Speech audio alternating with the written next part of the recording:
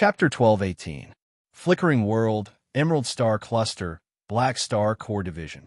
Hundreds of spaceships of various colors and models were docked at the silver-white dock. Groups of crew members who clearly did not belong to the Army walked out from the spaceships. They stepped onto the platform and looked around curiously. Under the command of the fully armed Army warriors, they formed a loose line and chattered endlessly. "We're finally here. As expected of the Black Star Core base, it's obviously heavily guarded. Ha! My resume was screened 4 times and finally passed. We'll be members of the Black Star Corps from now on. I hope we can go to a position with high benefits. I wonder if we'll be able to see Black Star this time." According to the usual practice, every batch of newcomers has to go through an induction ceremony. The Army commander should meet us, right? Even if it's his avatar, it'll be fine. Everyone's face was more or less filled with excitement. These people were all interstellar mercenaries who had passed the recruitment process. Now that the Black Star Corps' influence covered many star fields, the various businesses brought them plenty of funds. Therefore, the Army had been recruiting new people, especially after Han Shao was hired as the senior advisor of the 3 universal civilizations. After many years of operation by Han Shao, the Army already had an irreplaceable influence in the universe. According to market research, if the free supers in the Galactic Society had to join a faction, 41.3% of them would choose the Black Star Corps as their first choice, even surpassing the 3 universal civilizations. Using an analogy, the Black Star Corps' position was roughly equivalent to a top-notch company in the Fortune 500. Furthermore, its potential was still being realized, and it had a bright future. Just as everyone was excitedly discussing, an Army spaceship drove into the VIP track of the spaceship, attracting everyone's attention. There were 2 emblems on the exterior armor of this spaceship. One was the Army's symbol, and the other was a crimson snake symbol with a dark red background. This was the symbol of Hela's unit. With a whoosh, the hatch opened, and a group of female armed personnel in red light armor walked out in an orderly manner, surrounding and guarding both sides of the gangway. The symbol on their chest armor represented that they were the elite battle group under Hela's command, the 3-headed snake special forces. As the deputy general, Hela had quite a bit of authority. She had already formed her own personal guards, and like Han Shao, she had also recruited some Black Star guards. Tap, tap, tap. Hela's leather shoes made a crisp sound as she walked out of the cabin door. She wore a pair of red sunglasses on the bridge of her nose and silver snake-shaped earrings on her ears. She wore a gorgeous red uniform that was similar to a woman's suit. The edges were outlined with gold, and a black and gold high-collared cloak was draped over her shoulders. The collar of the cloak was a circle of red fluff. She was full of aura. Everyone's eyes were focused on her. Many people had looks of admiration on their faces. Even the soldiers around her were the same. She's the second in command of the Army, the goddess of death. Hela, what a strong aura. It would be great if I could work under her. Someone had a longing look on his face. Only the elites of the Army are qualified to be selected as the personal guards of the upper echelons. Even we are not qualified. What are you dreaming about? A soldier snorted. At this moment, Hela came to the front of the crowd with her personal guards. She scanned everyone present, and a strong aura spread out. The commotion in the crowd gradually stopped. The originally excited people only felt a sense of oppression in their hearts, and they did not dare to speak. Seeing this, Hela opened her red lips and said in a cold voice, "The general is not in charge of the ceremony. Recently, the Army commander is not around, so I will be hosting your induction ceremony. My time is very precious, so let's skip the welcoming steps and directly test your strength. The Army commander speaks with strength, and this will affect your position after you join the Army commander.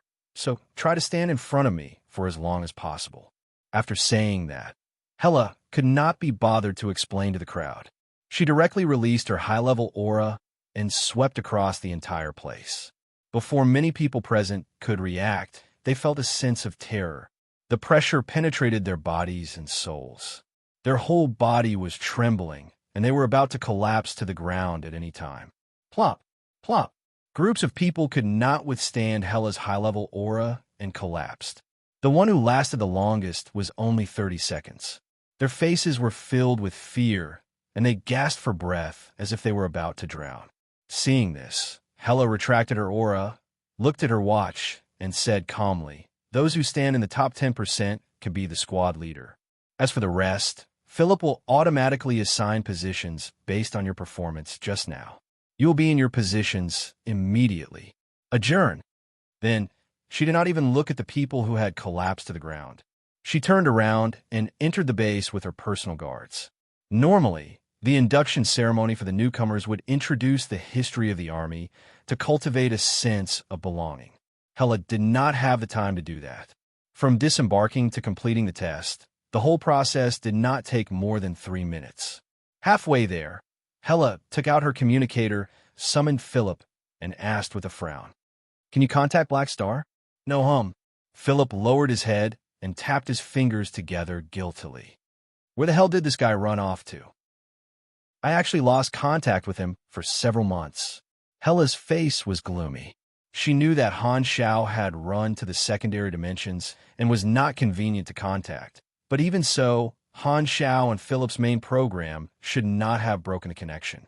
However, just a few months ago, Philip had said that Han Xiao had completely lost contact and could not be contacted through any means. Hela immediately became vigilant and could not help but think of the Holy Covenant organization she had encountered in the secondary dimensions. Could it be that the army commander was ambushed again? Why does it not seem surprising at all? In order to not cause unrest in the army and suspicion of the outside world, she had asked Philip to seal the news. On the surface, she maintained the operation of the army, but behind the scenes, she had secretly invested resources to investigate Black Star's whereabouts. Han Xiao was the soul of the army. Once he lost contact, the army's beyond grade as became much weaker. Hela could only temporarily shoulder the burden, stop training, and return from the underworld to oversee the army. After a few months without any news, Hela was secretly anxious.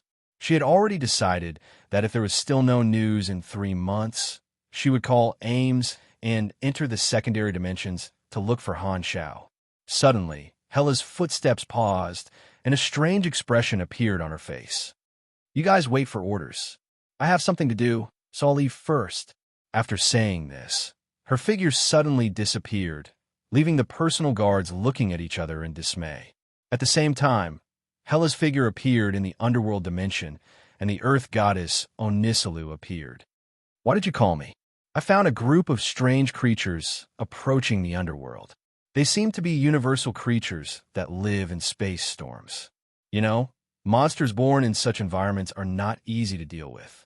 I'm afraid they're species that feed on secondary dimensions." Onisilu expressed her concern. Hela frowned slightly. She was now connected to the underworld, so protecting the underworld was her duty. "I'll go fight them off." She leaped up, turned into a red meteor, and flew out of the space wall, following Onisilu's instructions. However, she did not go far, only guarding the direction of the enemy.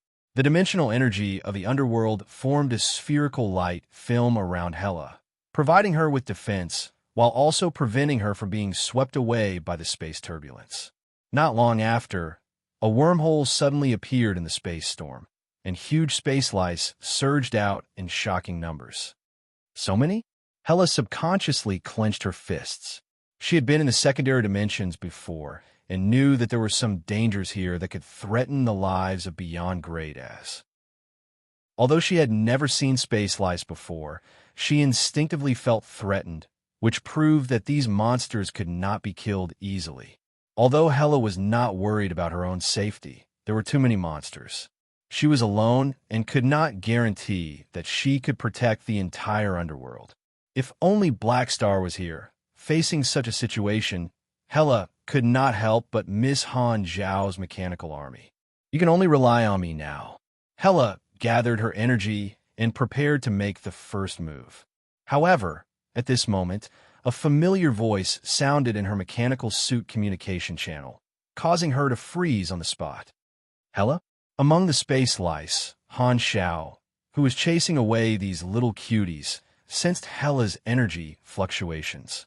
He turned around, and his eyes lit up. The next moment, his figure flashed, and he appeared in front of Hela with a smile. "We haven't seen each other for a while. Did you miss me?" "Yes." Hela subconsciously wanted to speak, but she suddenly came back to her senses and asked in surprise, "Why are you here? Where have you been all this time?" "I went to the depths of the secondary dimensions for a stroll. The signal there is not good. Do you see these little cuties? These are my spoils of war. I plan to rear them around the underworld and use them as a line of defense.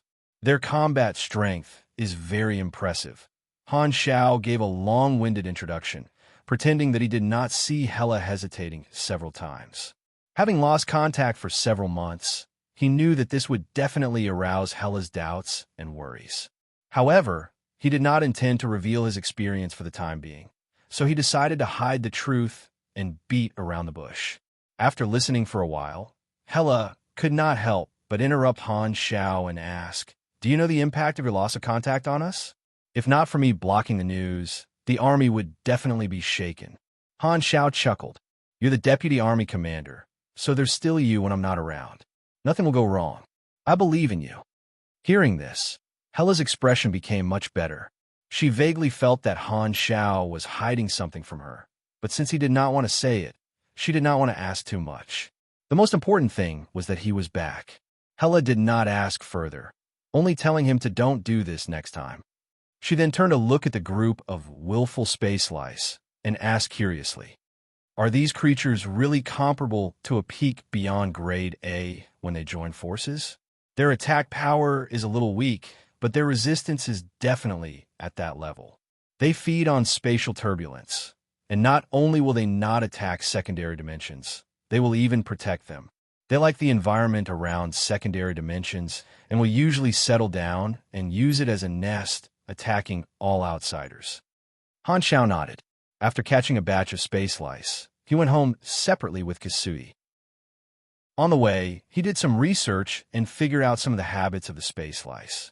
They could coexist harmoniously with secondary dimensions and were very suitable for guarding homes. They were simply natural guards, and placing them in the underworld would increase the safety of this place. "All right, as long as there's no danger, let's keep them here. I have no objections." Hela nodded in agreement. After thinking for a while, she said, "Teacher came to find you 3 times, but I stopped her. Remember to talk to her." "Okay." Han Xiao nodded and asked, "By the way, how was the situation in the association when I was not around?" "Same old. No changes.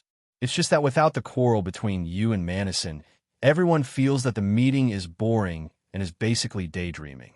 These people only know how to count on me to do the work." Han Xiao's mouth twitched.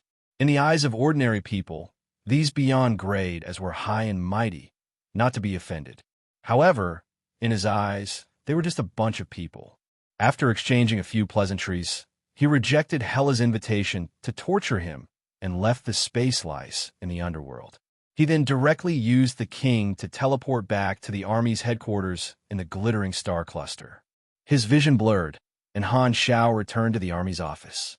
He immediately saw Sylvia sitting in his seat with her legs crossed. Sylvia was shocked that there was suddenly someone in the room. However, after seeing that it was Han Xiao, she calmed down. Her eyes moved, and not only did she not stand up, she even purposely put her long legs on the table, snorted, and said in a weird tone, "Don't worry." "Yo, isn't this your Excellency Black Star? You still know to come back? I thought you had already forgotten about us." Han Xiao did not mind. He walked up to Sylvia, patted Sylvia's head with a smile, and felt the volume of her hair with a smile.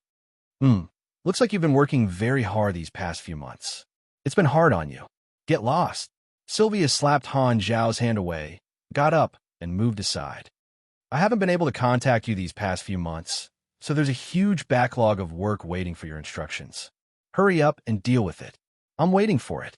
Then, she could not be bothered with Han Xiao and turned to leave. When she reached the door, she suddenly thought of something and turned back. She took the coat on the back of the chair and the gold-rimmed glasses on the table, rolled her eyes at Han Xiao, and opened the door to leave. "TSK, you're quite resentful." Han Xiao curled his lips. Of course, He would not argue with a bald baby at home. He had gained a lot from this trip. He had learned a lot of secrets of the universe and greatly expanded his knowledge. To him, returning to the explored universe felt like a lifetime had passed. However, in the eyes of the army officers, it had only been a few months. Other than a few people, the others were not curious about where he had gone at all. Han Xiao reconnected to Philip and encrypted all the information he had recorded during this trip. This technological treasure was simply too rich. Even a peak beyond grade, like him, would need at least 10 years to digest it. He would not be able to finish studying it in a short period of time. Although awakening points and experience could speed up the progress of his research, it was more or less a waste to use them on this. After all, it would be difficult to replenish them before the next version arrived. It just so happened that version 4.0 was not far away. He had time to digest it slowly, so he was not in a hurry. He found a housework robot and sprayed an air freshener in the room, dispelling the elegant body scent that Sylvia had left behind. Then, he sat back in his seat and logged onto the forums to check on the players' movements as he dealt with the backlog of work. A few months had passed, and the fourth season of the Pro League had already progressed to the international arena, reaching the quarterfinals. This time, China had two teams that had advanced. One was the most consistent team among the powerhouses, Dynasty, and the other was Rivervale. After 3 seasons of the Pro League, Rivervale was no longer a dark horse but a stable powerhouse team. The international group stage that had already ended was the most dangerous part of the competition schedule. The crazy sniping of the Chinese clubs from various countries was still effective, resulting in one fewer Chinese team qualify for the quarterfinals this time. However, looking at it from another perspective, the clubs from various countries spared no effort to stop the Chinese teams. Some teams were willing to give up points to fight the Chinese teams until both sides suffered heavy losses. In such an environment, 2 Chinese teams still managed to qualify, which was a gratifying result. Now, the hopes of the entire village were on Dynasty and Rivervale. As long as either team won the championship, they would achieve the achievement of 3 consecutive Chinese championships. None of the other teams in the quarterfinals wanted to see such an outcome. However, in the quarterfinals, it would be a head-to-head battle and could not be surrounded like in the group stage. Those tactics and small tricks would be useless. They could only rely on their own strength. In the quarterfinals, the end of the Pro League is not far away. Version 4.0 is at most 2 months away. I have to prepare, Han Xiao thought to himself. Chapter 1219. In his previous life, version 5.0 was the calamity of the supers. With the return of the beyond grade, as the conflict between the supers and ordinary people intensified, the appearance of the calamity grade players, and the supercluster civilization's unwillingness to lose the war, the explored universe, which had only stabilized for a few years, fell into turmoil once again. Under his influence, there were too many variables, and the specific changes in the next version were hard to predict. The only thing Han Xiao could be sure of was that the importance of the players would rise again and become the focus of more factions. Some factions would no longer be reserved and would introduce all kinds of benefits to recruit players. The army had greatly expanded the size of the players in version 4.0, which was both an opportunity and a problem. Not to mention the chaos that the players could bring, the other factions would definitely think of ways to poach the army. As long as they were willing to spend, there would naturally be an effect. Han Xiao would not be blindly confident, and he would not believe in the integrity of the players. Furthermore, it was rather popular among the players to be the head rather than the tail. This was especially so for the players who had reached the calamity grade. They would have a huge impact on the entire universe's super employment market. A proper calamity grade would have the qualifications to dominate an area, and most factions would not be able to afford them. However, even if the normal remuneration was reduced to 1/4 or 1/5, it would still be enough to fill the stomachs of the players. Although the strength of the calamity grade players was at the bottom, they were the cheapest calamity grade backing that some smaller factions could find. The only way to deal with the poaching of the other factions is to continue strengthening the faction's construction and increase the army's status and attractiveness during the version update. Even with my personal influence, this is still a process that needs to be followed step by step. However, if I take out a portion of the valuable civilian technology from the technological treasure trove, I can speed up the progress. In the eyes of others, this will only be something that I developed myself, Han Xiao pondered. The Army's operations in the Shattered Star Ring and the Flickering World were already on the right track, and there was limited room for improvement. If he wanted to continue expanding, he would have to focus on the other star fields and develop more branches. With the help of the association, the Army would not have to participate in the war between the three universal civilizations and the Supercluster Alliance. They would not be dragged down and could just sit on the mountain and watch the tigers fight. On the other hand, this would also be beneficial to the association's building of a community of interests. The final structure would definitely be a multipolar interest network. The strongest beyond grade A organizations would sell all kinds of resources and services, while the weaker beyond grade A organizations would obtain support and form a balanced relationship. With the size of the Black Star Corps, they naturally had the qualifications to become one of the poles. Every president's term was 50 years. Han Xiao had already decided. When the time came, he would kick Madison out of office, and he would take the position himself. With his current authority in the association, as long as Madison did not do anything, he had a high chance of succeeding. As long as he took the position of president and achieved some results in the sanctums during his term, there would be no suspense in his re-election. The specific plan will have to be decided according to the actual situation. Han Xiao opened the memo and started to draft the outline of the blueprint. Han Xiao and Kasui's actions were carried out in secret. Under the premise of tacit agreement, their return after a few months of disappearance did not cause much of a stir. After all, exploring the secondary dimensions was too common, and the major organizations did not pay attention to their actions. The news of Black Star's return spread in the Army, and the players also noticed. However, the League had already reached the top 8, and everyone had used up all their blank character summon cards.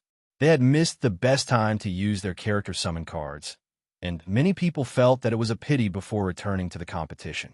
Since the opening of version 4.0, the major clubs in China had enjoyed the development benefits of the Black Star Corps and made a lot of money. The better the development of the official guilds, the more support they would give to the professional teams. Currently, the first-tier professional teams in China were basically T0 and T1 level existences in the international arena. Their strength was outstanding, and their performance in the top 8 was very strong. Because of the encirclement, the major teams in China found it difficult to control their points. Dynasty and Rivervale entered the top 8 with the 2nd and 5th points, respectively. After a fierce battle of 3 wins out of 5, they defeated their opponents with a score of 3 and 3-1, respectively. They entered the semifinals and successfully occupied 2 spots, which meant that they could at least get 3rd place. However, after 3 versions, the Chinese players had set their sights high, and no one was satisfied with a mere 3rd place. The only goal of many players was to win 3 consecutive championships. Other than that, there was no other goal in this league. The semifinals were decided by drawing lots. Before the list was released, the Chinese players on the forums were divided into 2 factions. One side hoped that Dynasty and Rivervale would both draw other opponents, while the other side hoped that Dynasty and Rivervale would meet in the semifinals. The root of the problem was the collision of 2 mentalities. Would they meet in the finals, or would they enter the finals? It would be ideal if Dynasty and Rivervale could defeat their opponents respectively. However, what if both teams were defeated? Although one of them would have to stop in the top 4 to enter the finals, they could still retain some of their strength. Dynasty was too important to win 3 consecutive championships, and many Chinese players could not help but support such a plan. Under the prayers of the 2 factions, the semifinals list was released. Both teams did not meet.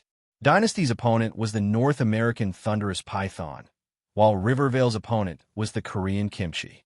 The Chinese players who supported the idea of meeting in the finals got what they wanted. However, just like the other faction, they were worried that both teams would be defeated. As the saying goes, you will only know what you want the moment you toss the coin. In the end, most of them realized that although they were talking about meeting in the finals, deep down in their hearts, they still wanted to enter the finals. However, after a few rounds of the competition, their worries turned into nervousness. Dynasty and Thunderous Python were both T0 teams, and the various guilds had given them their full support. Due to the existence of the version limit, both teams had reached their limits.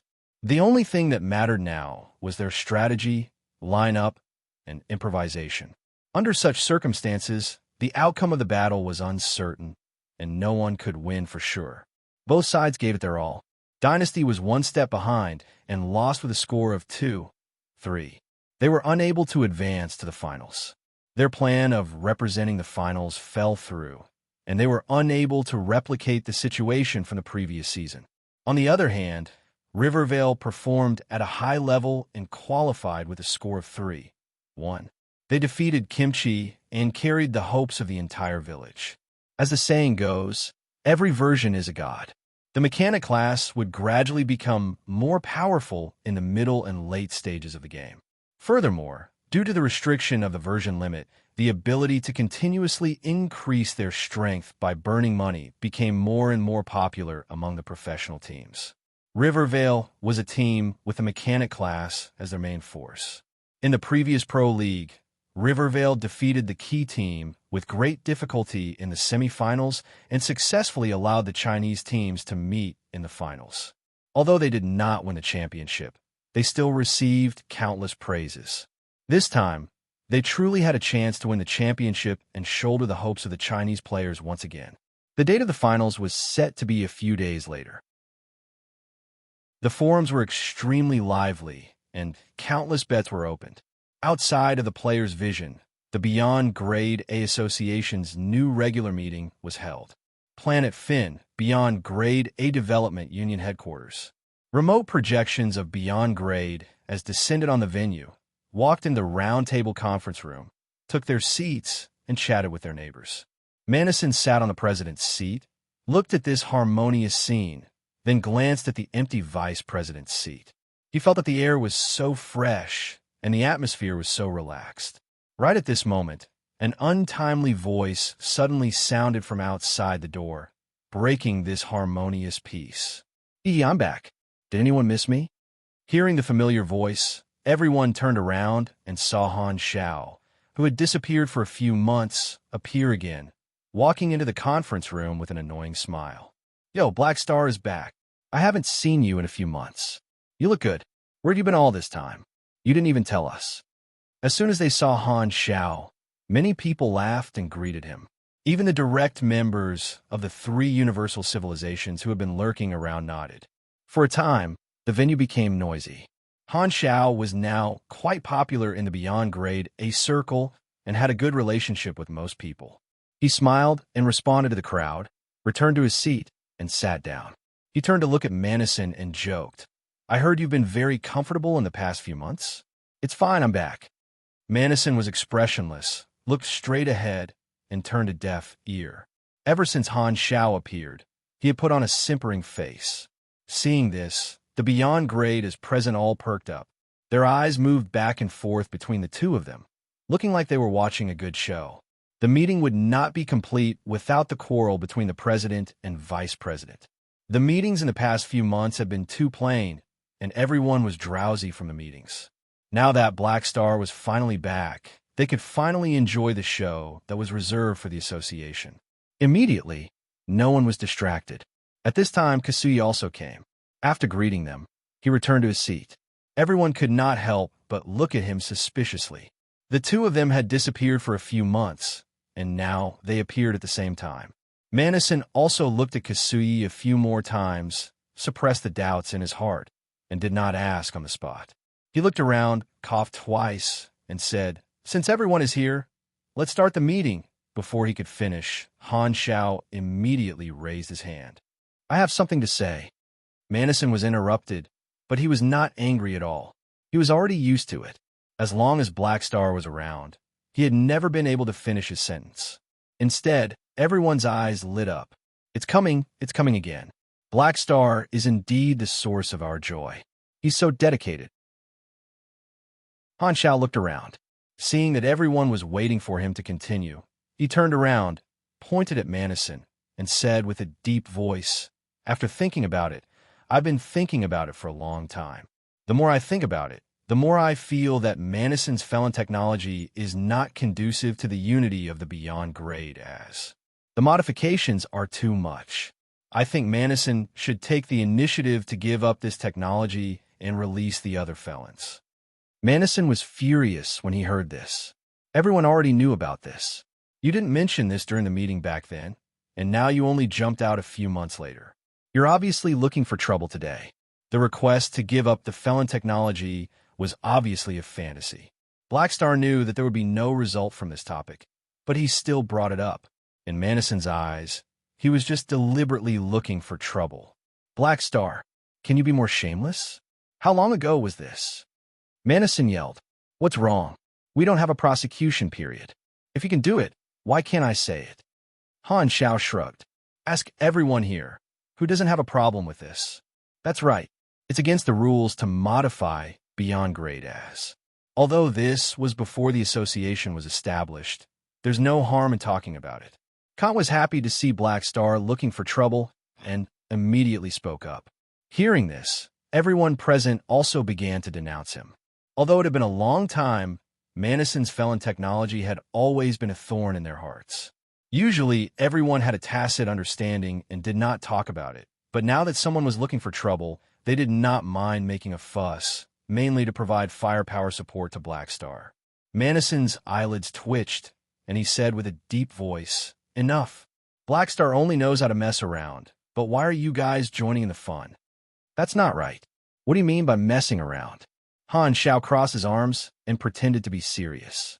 "As long as you're still doing something that goes against morality, we have the right to criticize you. Even if you can't control your greed and are unwilling to give up this technology, you should at least apologize." "Apologize to who? They're my trophies to begin with.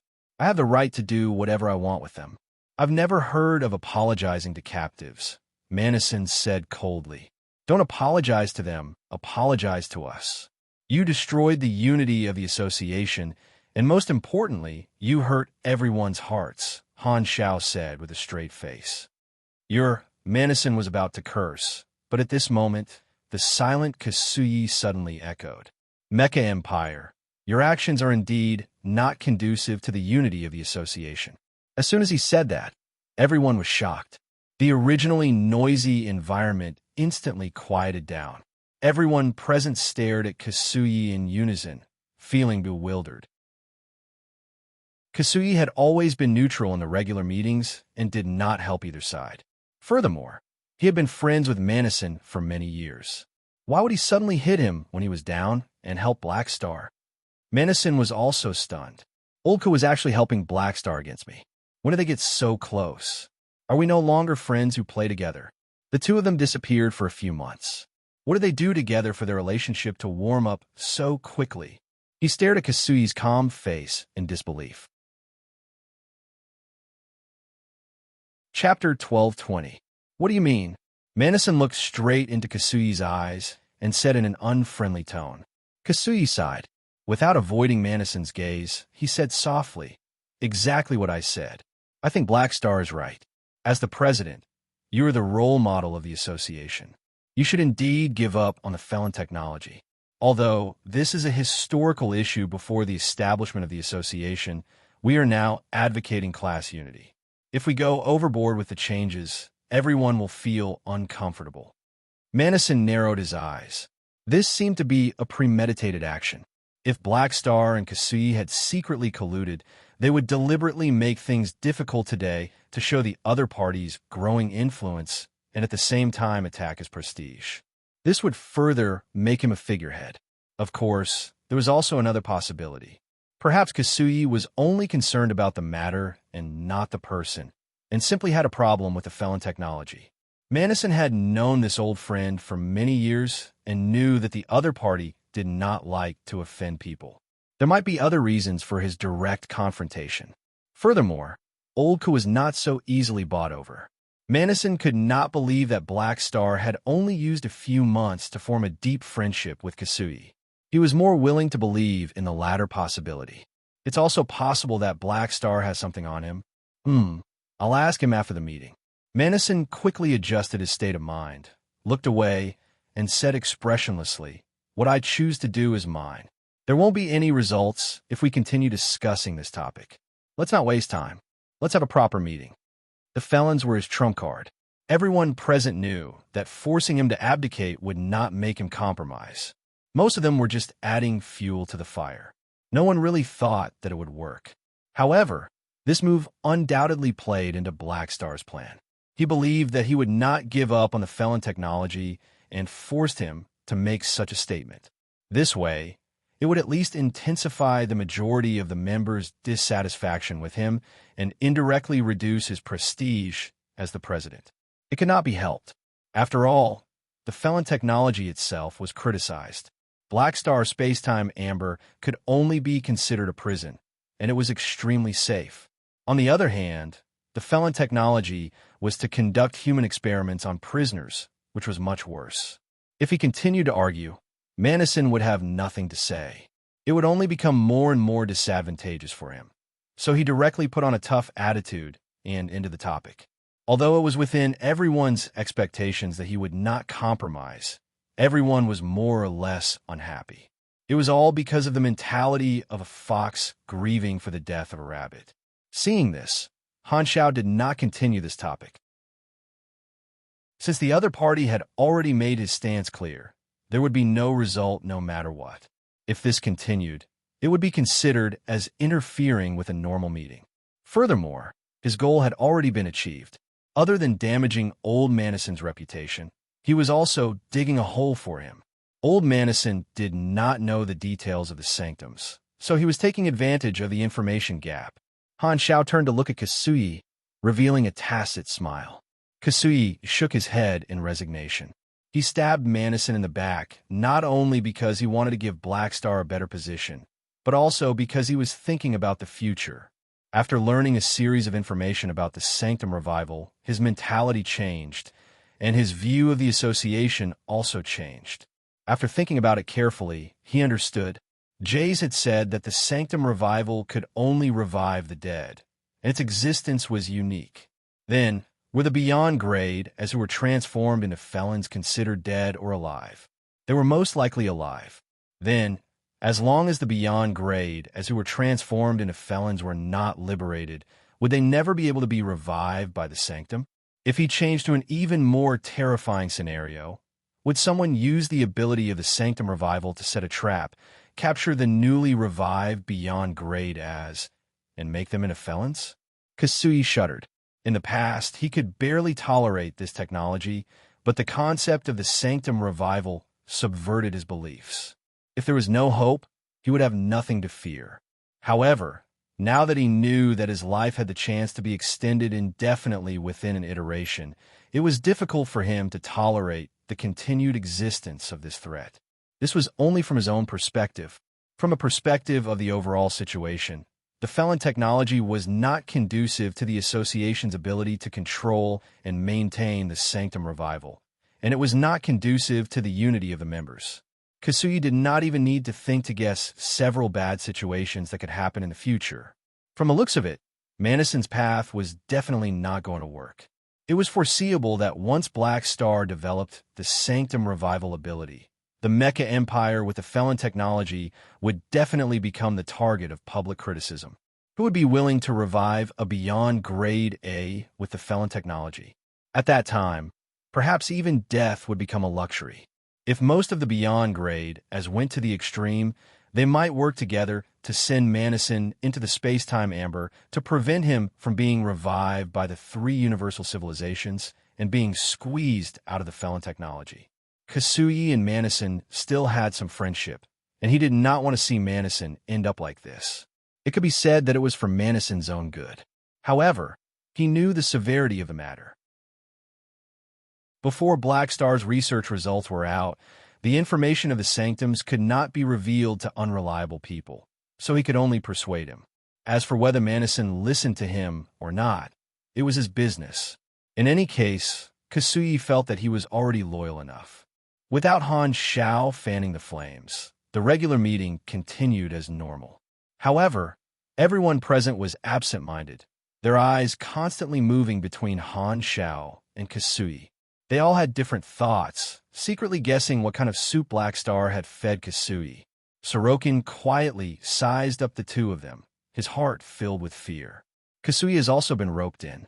Black Star's power in the association is increasing. He always remembered the threat of Black Star, seeing through his identity. The thought of killing him to silence him often hovered in his mind, but he had always been afraid of breaking the vases and did not take action. Furthermore, Sorokin was also reluctant to give up his current identity. In Sorokin's plan, the best situation was naturally to use the other beyond grade as to kill Black Star while he stayed out of it. However, Black Star's social circle was constantly expanding, and he had more and more friends, which meant that there were fewer and fewer candidates for him to use. There were only so many peak beyond grade as in the universe. One more friend of Black Star meant one less potential helper for him. Am I going to be eaten by him just like that? If I could find a variable. Sorokin's eyes flashed. A few hours later, the regular meeting ended smoothly, and everyone left with their own thoughts. Kasuyi disconnected the projection link. At this time, his communicator rang. He took a look, and sure enough, it was a call from Anderson. He sighed, picked up the call, and said calmly, "What's the matter? What's the matter? Kasuyi, what's going on between you and Black Star? Did he get something on you?" Madison went straight to the point and asked about what happened during the regular meeting. "Nothing." Madison frowned and said, "You disappeared for a few months because you went out with Black Star, right? What happened to you two? What does it have to do with you?"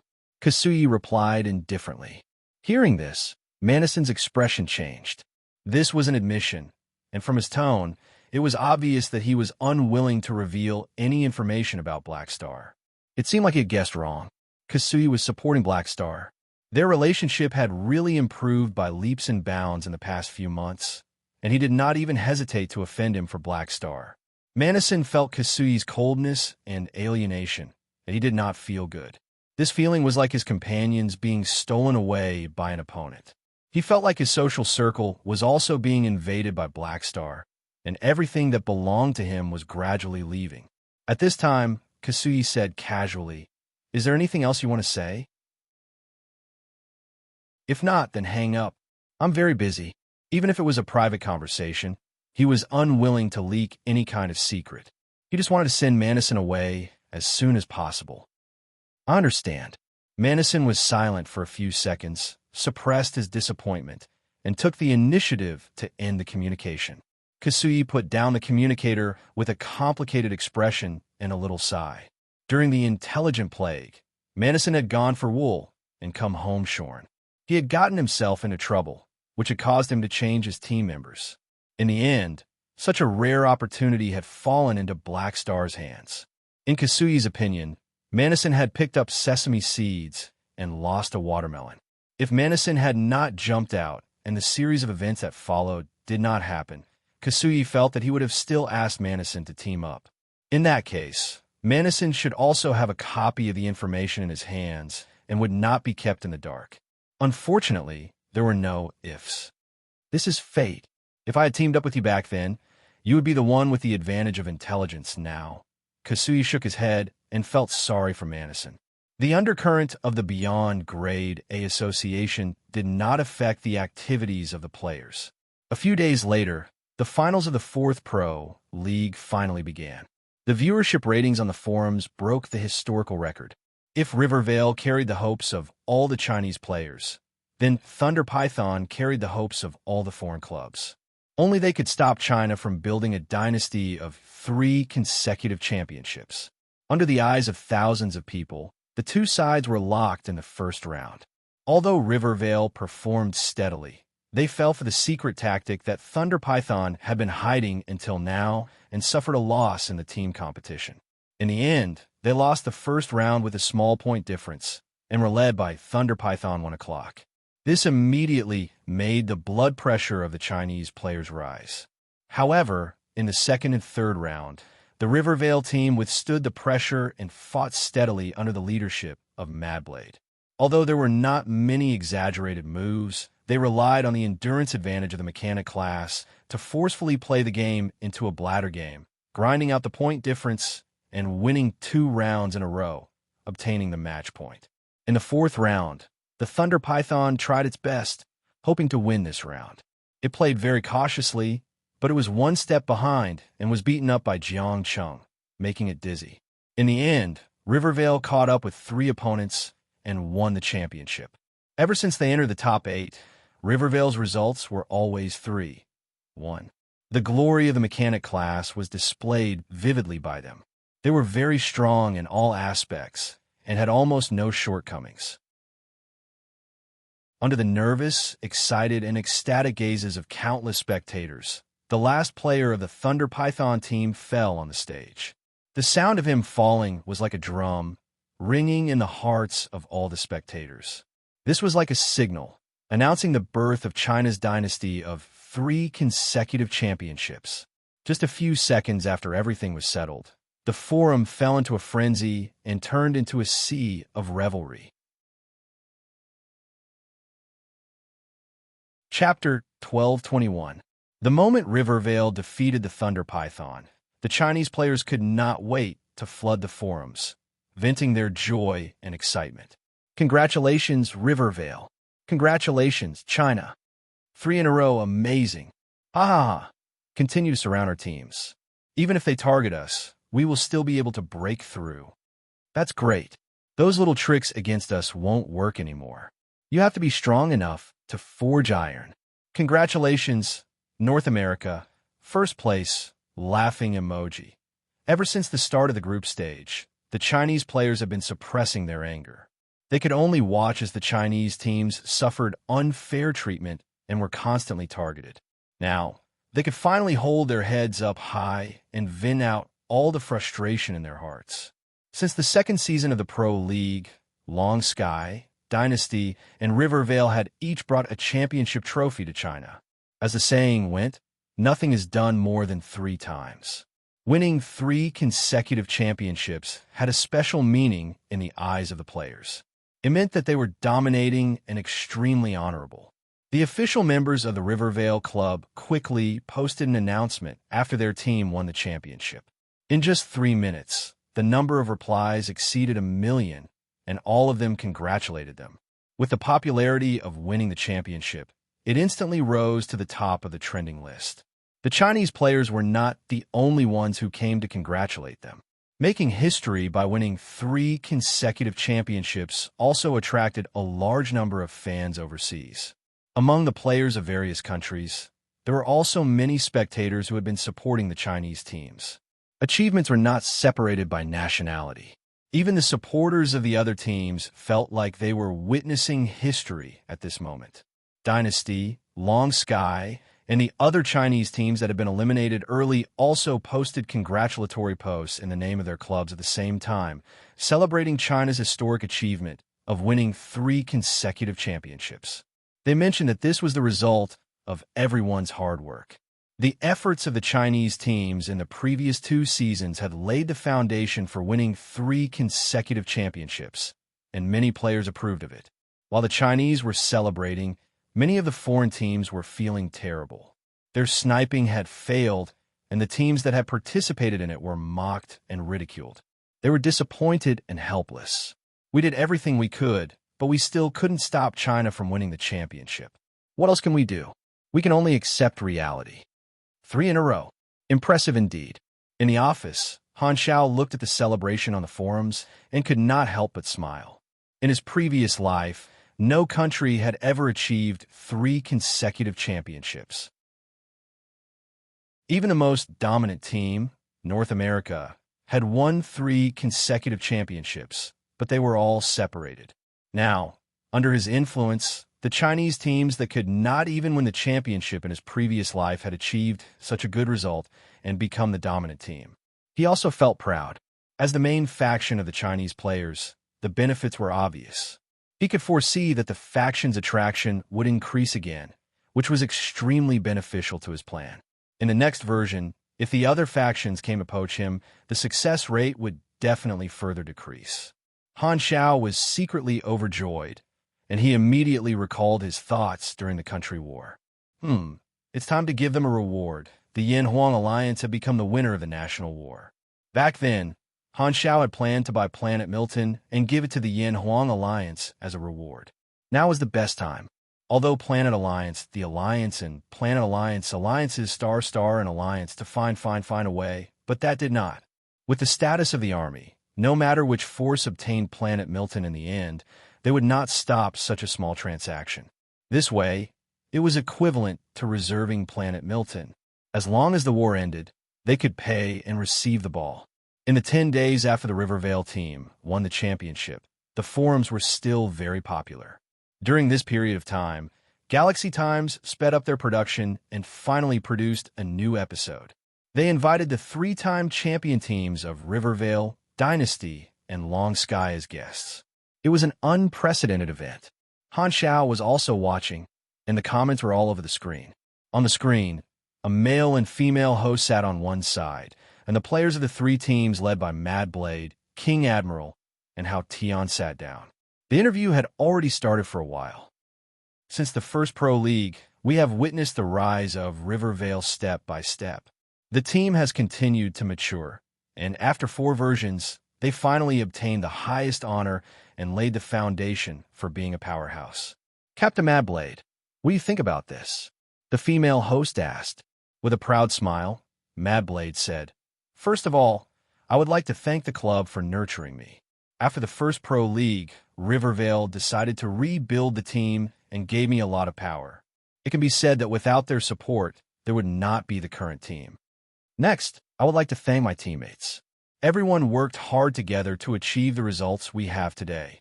Without our cooperation, we would not have the glory we have today.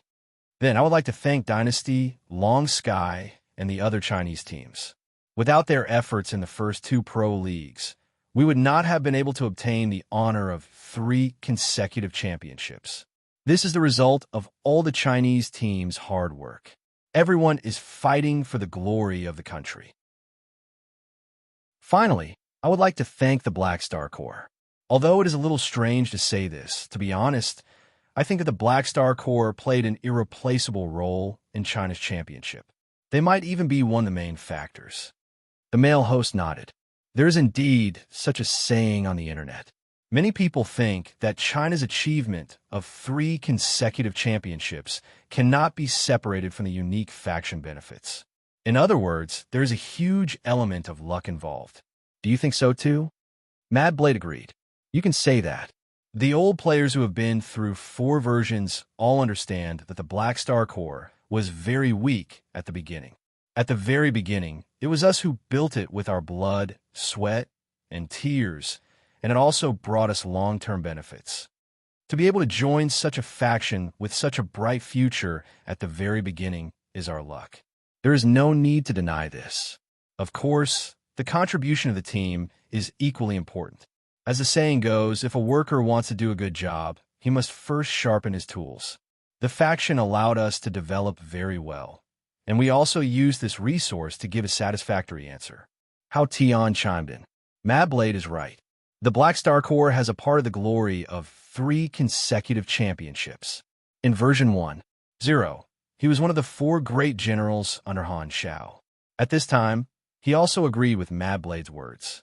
Although it was a little strange to mention an NPC faction in the championship interview, most Chinese players would not have such a feeling. After 4 versions, the Black Star Corps had already given them a strong sense of belonging, and they treated it as one of their own. Seeing that the topic had reached this point, the female host flipped through the inscription card and asked, "Speaking of the Black Star Corps, just a few days ago, Black Star publicly announced that he would buy Planet Milton and give it to his subordinate faction, the Golden Alliance, as a base. This caused quite a stir, and the Chinese players called it a double blessing. What do you think about this?" Hearing this, everyone turned to look at Maple Moon. She was recognized as a storyline player among the professional players, so everyone felt that her answer was more reliable. Maple Moon thought for a while and said, "I think that although the Corps commander's action was a little sudden, it is actually not strange if you think about it carefully. Everyone must remember that when we were in the World War, there were many spaceships of NPC factions on planet Milton. With our sense of existence in the universe, it is impossible for Black Star not to pay attention to our world war. Although the NPCs do not know what we are doing, they can make basic judgments. I will try to put myself in the Corps Commander's shoes. Although he does not understand why we are fighting, in his eyes, this is probably an internal conflict among the Immortals. He did not want to get involved, but the Golden Alliance is a registered subordinate organization under him, and among the opponents are the Immortals of the Supercluster Alliance faction. So he created an environment of faction conflict. Therefore, when he saw that the Corps' subordinate organization defeated all the enemies, he probably felt satisfied and gratified. Then, when he saw that we stayed on the battlefield of planet Milton and built a main city, this scene may have made him think that we are reluctant to part with this planet. So he generously bought an entire planet and gave it to the Golden Alliance. The fundamental purpose of this move is actually to reward the subordinate organizations under him. After Maple Moon's analysis, many of the audience suddenly understood. They felt that the cause and effect were clear, and a large number of comments appeared on the screen.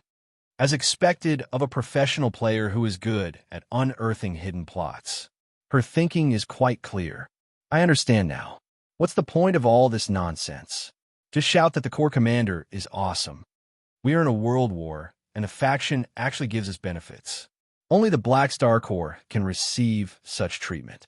This is too comfortable. The World War was a spontaneous activity of the players. There was originally no reward, but because of Black Star's generosity, there was now an additional reward. Moreover, if the guild alliances of the other factions won the World War, they would not receive such benefits. Only the Black Star Corps players won the World War and received such treatment. Wasn't this just too lucky? The eyes of the guilds of the other factions turned red with envy and jealousy. Seeing this, Han Shao smiled with satisfaction. He liked players with excellent imagination like this. They gave his army a sense of presence. The two hosts asked many questions one after another, giving the players of the three teams room to express themselves. The interview ended in a happy atmosphere. Then, they entered the last segment of the program, which was to review the history of this version and predict the situation of the next version. The male host sat up straight and slowly said, "In the World War, we have seen a lot of changes. For example, the establishment of the Beyond Grade A Association, Black Star's Godlike Battle, the outbreak of the Intelligent Plague, Black Star receiving the Galaxy Medal and being hired as a consultant by the three Universal Civilizations, the outbreak of the conflict between the three Universal Civilizations and the Supercluster Alliance, and so on. We have also experienced a lot, such as the establishment of a large number of subordinate organizations, the Black Star Cup, participation in the flickering World War, national wars, and so on. We have achieved so much." Many of the audience members were pulled back into the memories and reviewed the rich experiences of the past few years. Then, the female host said, "We have experienced a lot in version 4.0. The opening of the world server gave this version a special meaning. However, the situation of the universe is still in turmoil, so it's difficult for us to see what will happen in version 5.0. We can only make some guesses based on the information we have. This is the early stage of the flickering world war. Who knows how many years will pass between version 4.0 and version 5.0. The way we see it, the next version will very likely jump to the end of the war and let us participate in the final battle. The process in the middle will be omitted. I feel like it will be more than 10 years later." Hearing the guesses of the Galaxy Times, Han Shao shook his head. They guessed wrong this time. From the perspective of the players, the flickering world war was like a red tide. They thought that this would be a cross-version main storyline. Of course, they would not have thought that the main storyline of version 5.0 would be the calamity of the supers. In his previous life, the players were also involved in this conflict. However, this was not surprising. The level of the players was not high enough, so they did not have many clues. The calamity of the supers was also very sudden, so basically no one could guess what it was. Now that the butterfly effect was constantly expanding, the direction of version 5.0 would most likely be even more confusing. Even he could not be sure, let alone the players. While thinking, Han Zhao's finger gently slid across the edge of the desk, and a blue virtual screen immediately popped out. He looked at the date on the upper right corner and exhaled. There are only 27 days left until the version update in my previous life. Version 4.0 is finally coming to an end. Chapter 1222. Event 1. The third book review event. Event period starts today and ends on March 30th. Fan value must be greater than that of apprentices, otherwise it will be invalid. It's another spring season. Unknowingly, Master Gitchi has already been with us for 3 years. Regarding this, please use "The Days I Spent with the Super Godly Mechanic" as the title. There are no restrictions on the number of words or the style. Note, the title of the book review for this event must be "My Days with the Legendary Mechanic." Otherwise, it will be invalid. The event rewards are as follows. First place, 22,888.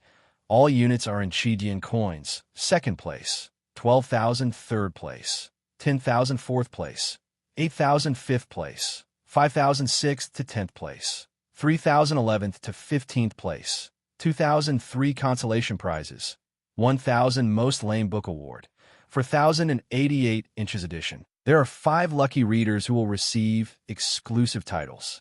Event 2. The fourth book building event. Event period starts today and ends on March 30th. Fan value must be greater than that of apprentices, otherwise it will be invalid. Chapter 1223.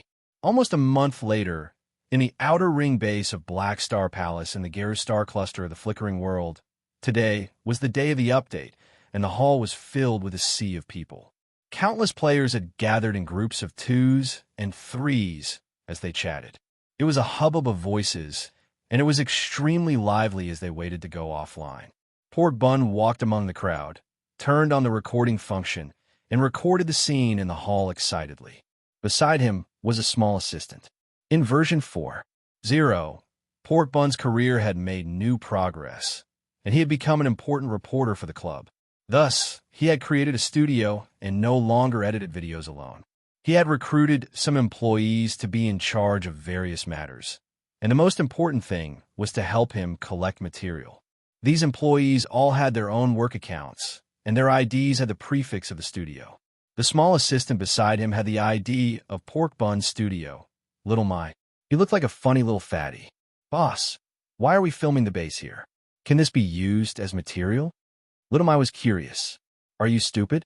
Who knows what the army will become in the next version? If there are any changes in the future, this will be historical material. We can totally make a nostalgic video or a video," Pork Bun instructed. "Boss, you're really far-sighted." Little Mai gave him a thumbs up. Your professional standards still need to be improved. Watch and learn," Pork Bun snorted. In a corner not far away from the two of them, a group of pro players gathered in a circle and let out a low commotion. "I'm preparing to retire." King Admiral opened his mouth, and everyone was shocked. Mad Blade had always regarded King Admiral as his idol, and he found it hard to believe. "We've just won 3 consecutive championships. Why are you retiring?" That's right. Our China is at its peak right now." The people beside him agreed. It's precisely because I've won 3 consecutive championships that I can retire with peace of mind. Originally, I already had such thoughts after winning the previous championship. However, for the sake of achieving the dynasty, I waited another year." King Admiral waved his hand and casually said, "I'm not young anymore. I can feel that my competitive level is starting to decline. It's just right for me to retire now. My retirement application has already been sent to the club's top management. The team respects my choice. In the future, Second Prince will be the captain of Dynasty. I have to give the others a chance." Hearing this, everyone turned to look at Second Prince. Second Prince had always hoped to surpass Wang Jiangxiang, and take over the position of the team leader. However, now that his dream had come true, he did not show any happiness. Instead, he remained silent and somewhat depressed. King Admiral looked at him and smiled. "Didn't you want a captain's position? Now that you've been promoted, why aren't you happy?" Second Prince forced a smile and said, "Nonsense. I'm obviously very happy that I finally managed to get rid of you. Ha! Everyone shook their heads. They could all see that Second Prince did not mean what he said. He was obviously sad and disappointed, but he still stubbornly refused to admit defeat. Ever since he joined the team, Second Prince had been fighting with King Admiral on the field. Although he liked to argue, he had always treated King Admiral as his closest comrade. He was competitive and hoped to surpass King Admiral. He did not want to obtain the captain's position this way. Thinking that he would not be able to fight side by side with King Admiral in the future, Second Prince's heart felt empty and sad. Don't worry. Although I've retired, I'm still working in the club. I should be the coach of the team. King Admiral patted Second Prince's shoulder and smiled. So, this means that I'll still be above you. You don't have to miss me. Although he did not say it directly, there was a hidden meaning in his words. A younger brother will always be a younger brother. You want to make a comeback? Dream on. Second Prince's expression changed instantly. He scolded. Who's missing you? Hurry up and resign. Just looking at you annoys me. Everyone immediately looked away. They could not stand this love-hate atmosphere. Speaking of retiring, I actually have the same idea. Long skies, sleepy winterside. I should be the oldest veteran. I can't fight anymore. Now is the best time to retire. I feel that there will be a wave of retirements this year. It's time for the newcomers to take up the mantle. Rivervale is playing very well. He's a rising star. Not bad. By the way, we're the champions this year. It's our turn to treat. Mad Blade scratched his head embarrassedly. The group of pro players were discussing their careers. Ligu was secretly happy. He could not wait for all his competitors to retire. It was as if he could see the rise of Temple of God. Time passed slowly. Not long after, it was finally time for the version update. White lights flashed, and the players went offline one after another. The bustling base hall suddenly became empty. Version 4. 0 update activated, saving data. Saving complete. Player forums closed. Update time unknown. Please wait patiently. In his private machinery factory, Han Xiao looked away from the surveillance screen in the base hall. He opened the interface and looked at it. The players have gone offline. Han Xiao let out a sigh and quickly adjusted his state of mind. This time, it would take longer to restore farmland to forests. He had to fertilize the land properly. The 4th season of the Pro League had given him another wave of EXP at the end of the version, but he still did not have much left. The EXP required to level up was just too high. Even with the rewards from the Celestial Star Alliance missions, it was still not enough to level up quickly. During this version update, Han Xiao decided to focus on the God's trait transformation path. He would first level up the machinery branch before moving on to the void branch. There was a prerequisite mission for God's trait transformation to level 10. He had already tested the effectiveness of the mission completion card. Han Xiao planned to do more missions with random rewards during the version update to obtain more mission completion cards. This way, he could save a lot of God's trait transformation points. On the other hand, the main source of God's trait transformation points was the creation of gold-grade blueprints. There were quite a few gold-grade blueprints in the technological treasure trove that Jays had given him. This was a huge source of points. Han Xiao decided to study the technological information in this area first. With the technological treasure trove, he would not have to exchange blueprints from the 3 universal civilizations or do missions to exchange for contribution points. This would save him a lot of time and energy. It would also cause the 3 universal civilizations to misjudge his technological foundation and think that he did not have many gold-grade blueprints. In a few decades, another batch of new beyond grade as will appear. I wonder if any of my subordinates will be promoted. Han Xiao stroked his chin and calculated. In his eyes, only Aurora, Fu Ding, Hardaway, Jekina, Lodehair, and Loggy had a chance of stepping into the beyond grade A realm in a few decades. Among them, Aurora did not have any bottlenecks, so her normal development was very slow. However, with the Holy Light Seed technique, her development process could be greatly accelerated. Fu Ding and Lodehair were extremely talented and had a chance of breaking through.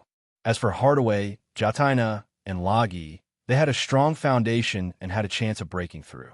Evan's training life was still too short. A few decades was not enough for him to grow. The new God cultivation plan still needed time. As for Carrot, he was the type of person who matured late and was still far from his peak in his previous life. However, Han Xiao did not know if Carrot's growth curve would change with his influence this time. It's more reliable to focus on cultivating Aurora. Help the germinal organization achieve 3 beyond grade as soon as possible and let the spirit of the germinal organization reappear in us, Han Xiao chuckled.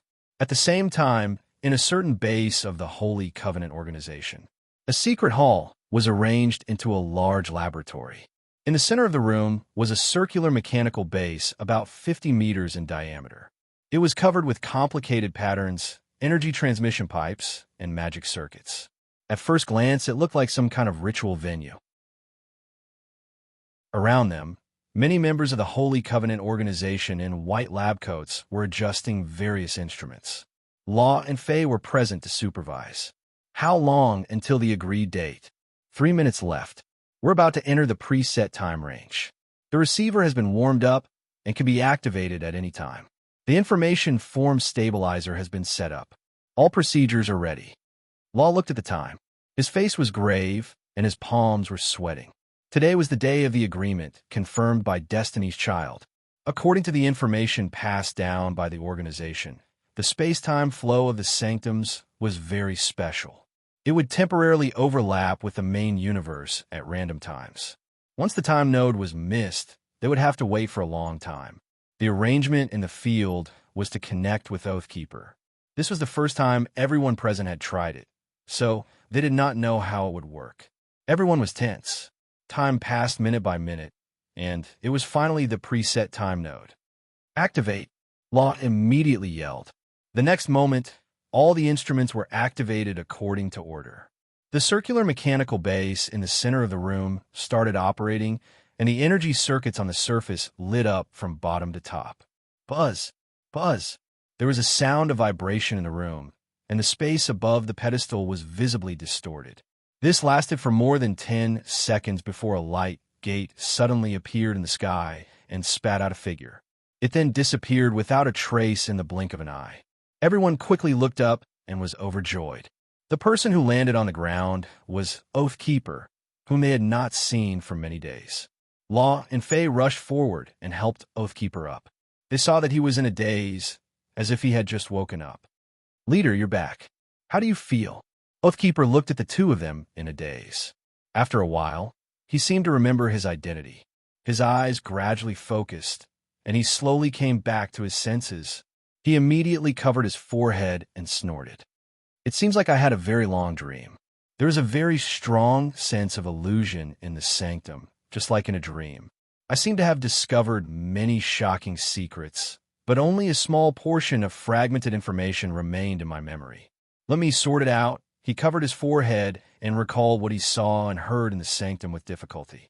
He vaguely remembered the shock that went deep into his soul, but the relevant memories were quickly fading, leaving only fragments. He could not remember the details, just like how he quickly forgot about the dream after waking up. After a while, Oathkeeper gradually recovered some of the information. His body trembled, and a look of shock flashed across his face. "Did you remember something?" Fei caught the flash of shock on Oathkeeper's face and asked. "No, it's nothing." Oathkeeper took a deep breath and suppressed his emotions. The great reboot, the iterations of the universe, the functions of the sanctum revival. All kinds of information flashed through his mind. These things were too subversive, and he planned to keep it secret. He was not prepared to tell his subordinates the shocking information he saw in the sanctum. In the entire universe, I should be the only one who has obtained this information. Its value is immeasurable, almost like a profit. I'll have to adjust my future path greatly. This thought flashed through Oathkeeper's mind. At this time, Law looked around and did not see anyone else. He could not help but ask, "Leader, did our plan succeed? Did you bring back the resurrected people?" Hearing this, Oathkeeper seemed to have thought of something. He turned his palm over, and a strange golden imprint appeared on the back of his hand. In his remaining memories, This was a one-time sanctum revival imprint that could allow him to revive those historical beyond grade, as in the main universe, who used mediums to establish connections. It should be a success. Oathkeeper paused for a moment, looked around, then suddenly raised his voice and said in a clear voice, "Don't worry. Clear the field immediately and welcome the return of the primordial ones with me." Chapter 1224.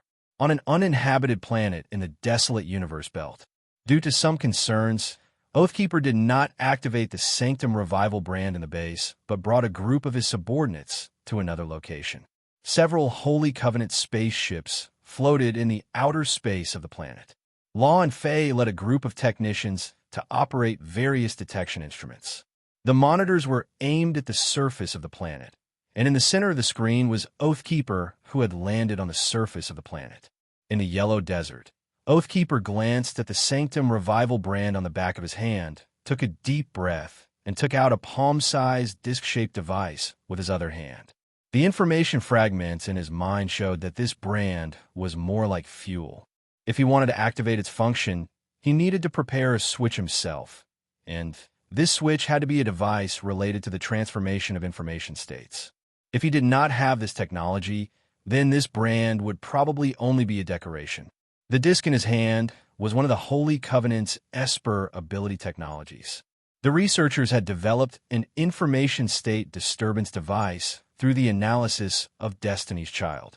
It was not some black technology, but a byproduct created by chance. It could be used as the switch for the Sanctum Revival brand. Oathkeeper pressed the button, and the disc buzzed. The next moment, like hot oil meeting cold water, there was a violent reaction. The Sanctum Revival brand suddenly glowed and left the back of his hand, turning into a dazzling white ball of light. It expanded rapidly and covered a large area in front of Oathkeeper. The energy fluctuations around him suddenly increased, and Oathkeeper subconsciously took 2 steps back. At this time, the exclamation of the spaceship technicians sounded in the communication channel. The amplitude reading of the information state disturbance has broken through the historical peak. Oh my God, it's still increasing. Abnormal phenomenon detected. Matching with database. Suspected to be information state projection or reality distortion. Reporting. The space-time stability coefficient in this area is rapidly declining, and cosmic energy is surging. However, there seems to be some kind of force restricting the fluctuations here and not spreading. Oathkeeper became vigilant and stared at the ball of light in front of him. His entire body tensed up, and he was ready to react quickly. After a while, the ball of light formed by the Sanctum Revival brand suddenly split, turning into luminous individuals of different shapes. At this time, the light quickly disappeared, and these luminous individuals turned from virtual to real, turning into biological entities of different shapes. There were quite a few of them. Seeing this scene, the previously noisy communication channel suddenly became deathly silent. All the Holy Covenant members present, including Oathkeeper, held their breaths, their eyes filled with disbelief and ecstasy. These people were the people they remembered in their minds. Every one of them was a famous primordial one in history. Success. Law and Faye were overjoyed, and the technicians in the spaceship all cheered and hugged each other. Many of them were descendants of the primordial ones. This scene was equivalent to reviving their ancestors. How could they not be happy? At this moment, the revived primordial ones seemed to have just come back to their senses. They looked around in confusion. Where is this? Why am I here? Aren't I at war? Hey, didn't you die? Did I scatter your ashes and you come back to life? Seeing the people around them clearly, some of them were even opponents they had fought on the battlefield before. The primordial ones hurriedly distanced themselves, alert and confused. The Beyond grade, as revived in the Sanctum, retained their memories when they were alive. The memories of these primordial ones stopped at the moment of death. In their senses, it was as if they had suddenly woken up from a deep sleep. They almost did not feel the passage of time. It was as if they had just sacrificed themselves in a bloody battle a second ago, and the next second, they were here. At this moment, Oathkeeper walked over, attracting everyone's attention.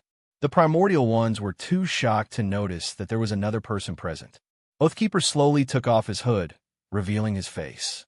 His tone was filled with complex emotions as he slowly opened his mouth. I have completed the oath back then. Congratulations on being reborn.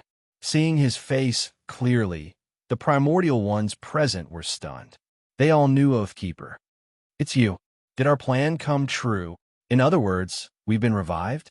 Everyone was stunned, their bodies trembling.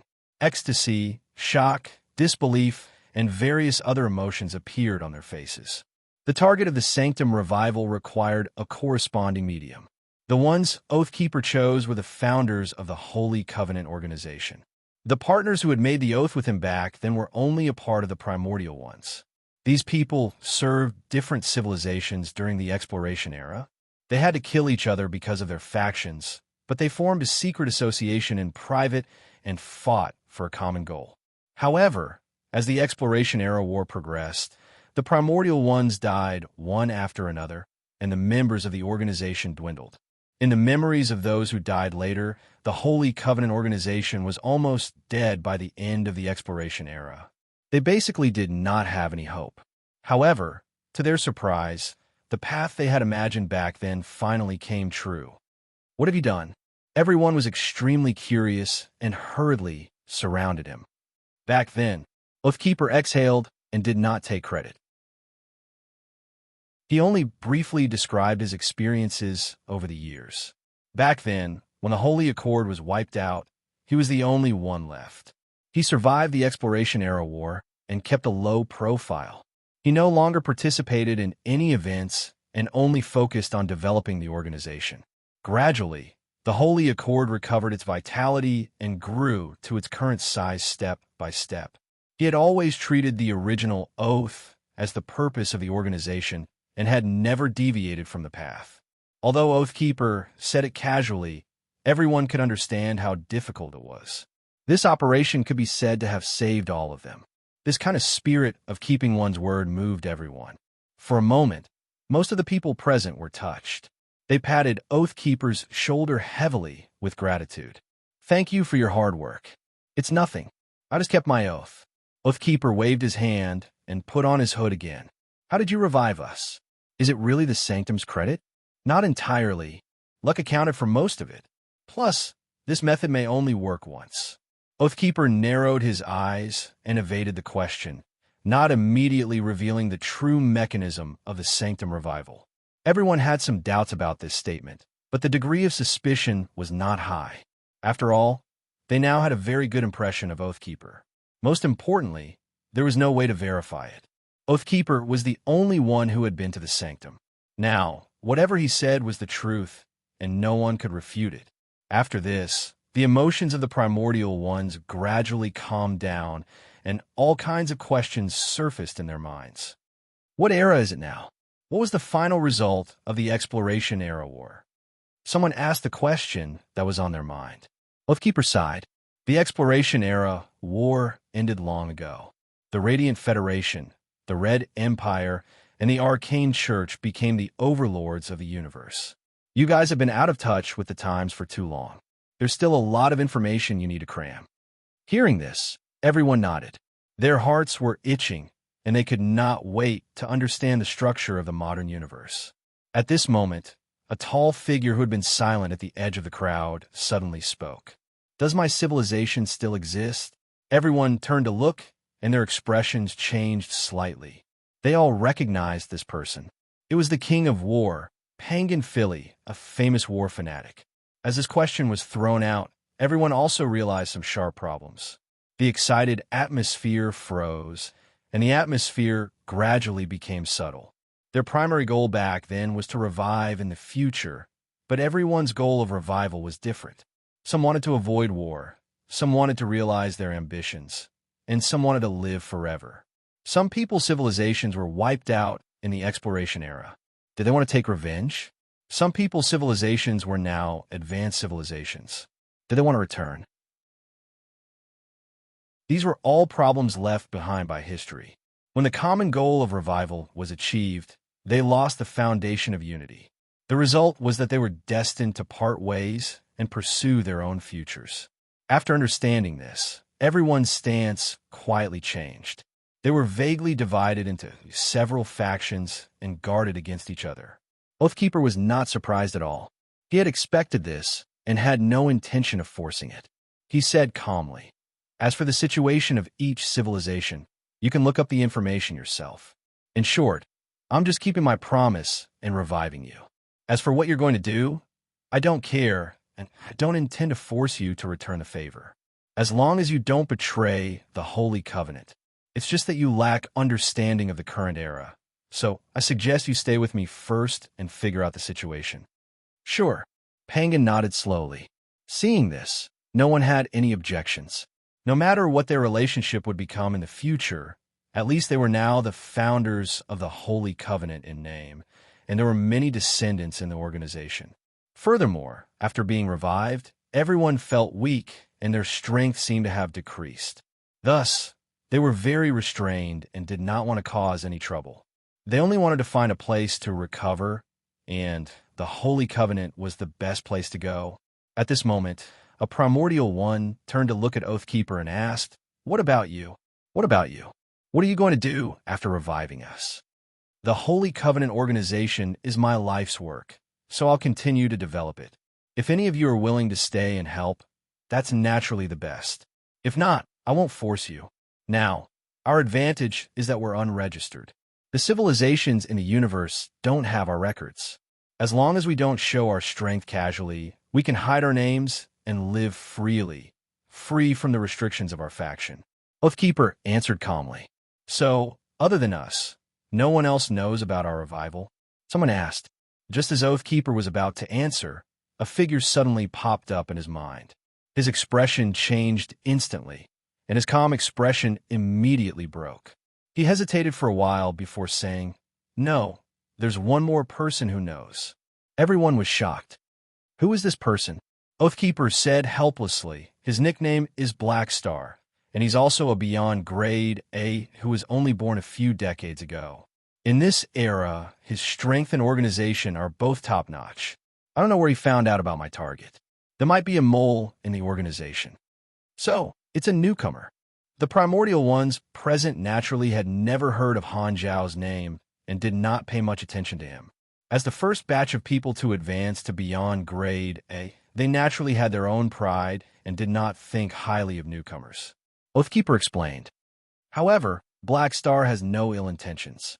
I have made some deals with him. He is currently our ally and has provided some help to help me complete the awakening ceremony. So, we owe him a favor. Looks like this kid is not bad." Everyone nodded.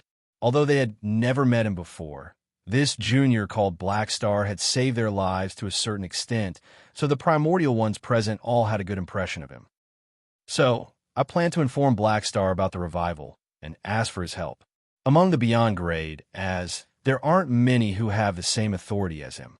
He's kind to us, and the resources in his hands can provide us with a lot of convenience." As Oathkeeper explained, he secretly calculated in his mind. He had concealed the mechanism of the Sanctum revival and had a new idea, which was to use this method to revive more historical Beyond Grade, as in completely grasp this channel. He could see the significance of this to the Beyond Grade as he could cooperate with Black Star while having the advantage of intelligence. Although it was called cooperation, in Oathkeeper's eyes, it was just using Black Star's resources. After all, Black Star did not know the importance of the Sanctum revival, so he could fool Black Star into thinking that it was just a one-time thing. This way, before entering the Sanctums, Black Star would be kept in the dark, making things easier for himself. Oathkeeper estimated that this method could hide it from Black Star for a long time. The Holy Covenant had prepared for many years before entering the Sanctum once. In his opinion, even if Black Star was powerful, he could not enter casually. Back then, he had promised Black Star to tell him about the Sanctum revival, but it was only limited to the Holy Covenant's previous information. He did not say that he had to add his own knowledge in the Sanctum. Oathkeeper did not intend to go back on the deal, but he did not mind playing this little trick to fool Black Star. Personally, Oathkeeper did not have any ill feelings toward Han Shao, but he had always been in a passive position. Thanks to a mole who knew where news kept leaking out for no reason, who knew how many things had fallen into Black Star's hands, which made him extremely depressed. Now that he had finally obtained exclusive information of immeasurable value, he naturally chose to keep it a secret and did not intend to tell the truth.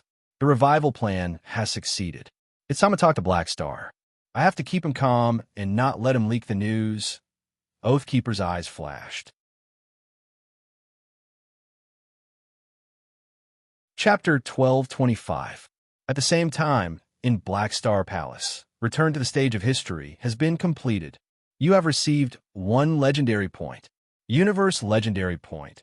Awakener of the Primordial Ones. Due to the activities of the Holy Covenant organization, a group of Primordial Ones have been revived. You are one of the masterminds behind the return of the Primordial Ones. Your actions are likely to have a far-reaching impact on the entire universe. Plus 25 Biger, Kairamir favorability toward you. Plus 25 Trip, Sunstrider Don Cord's favorability towards you. Plus 25 Pangan Phillips favorability of you.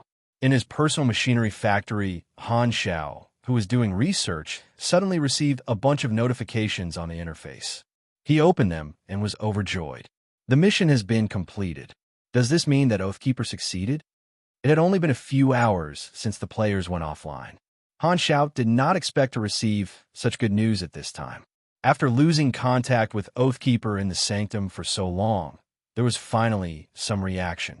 The mission reward of Return to the Stage of History included 1 legendary point and 25 favorability from all the revived Beyond Great As.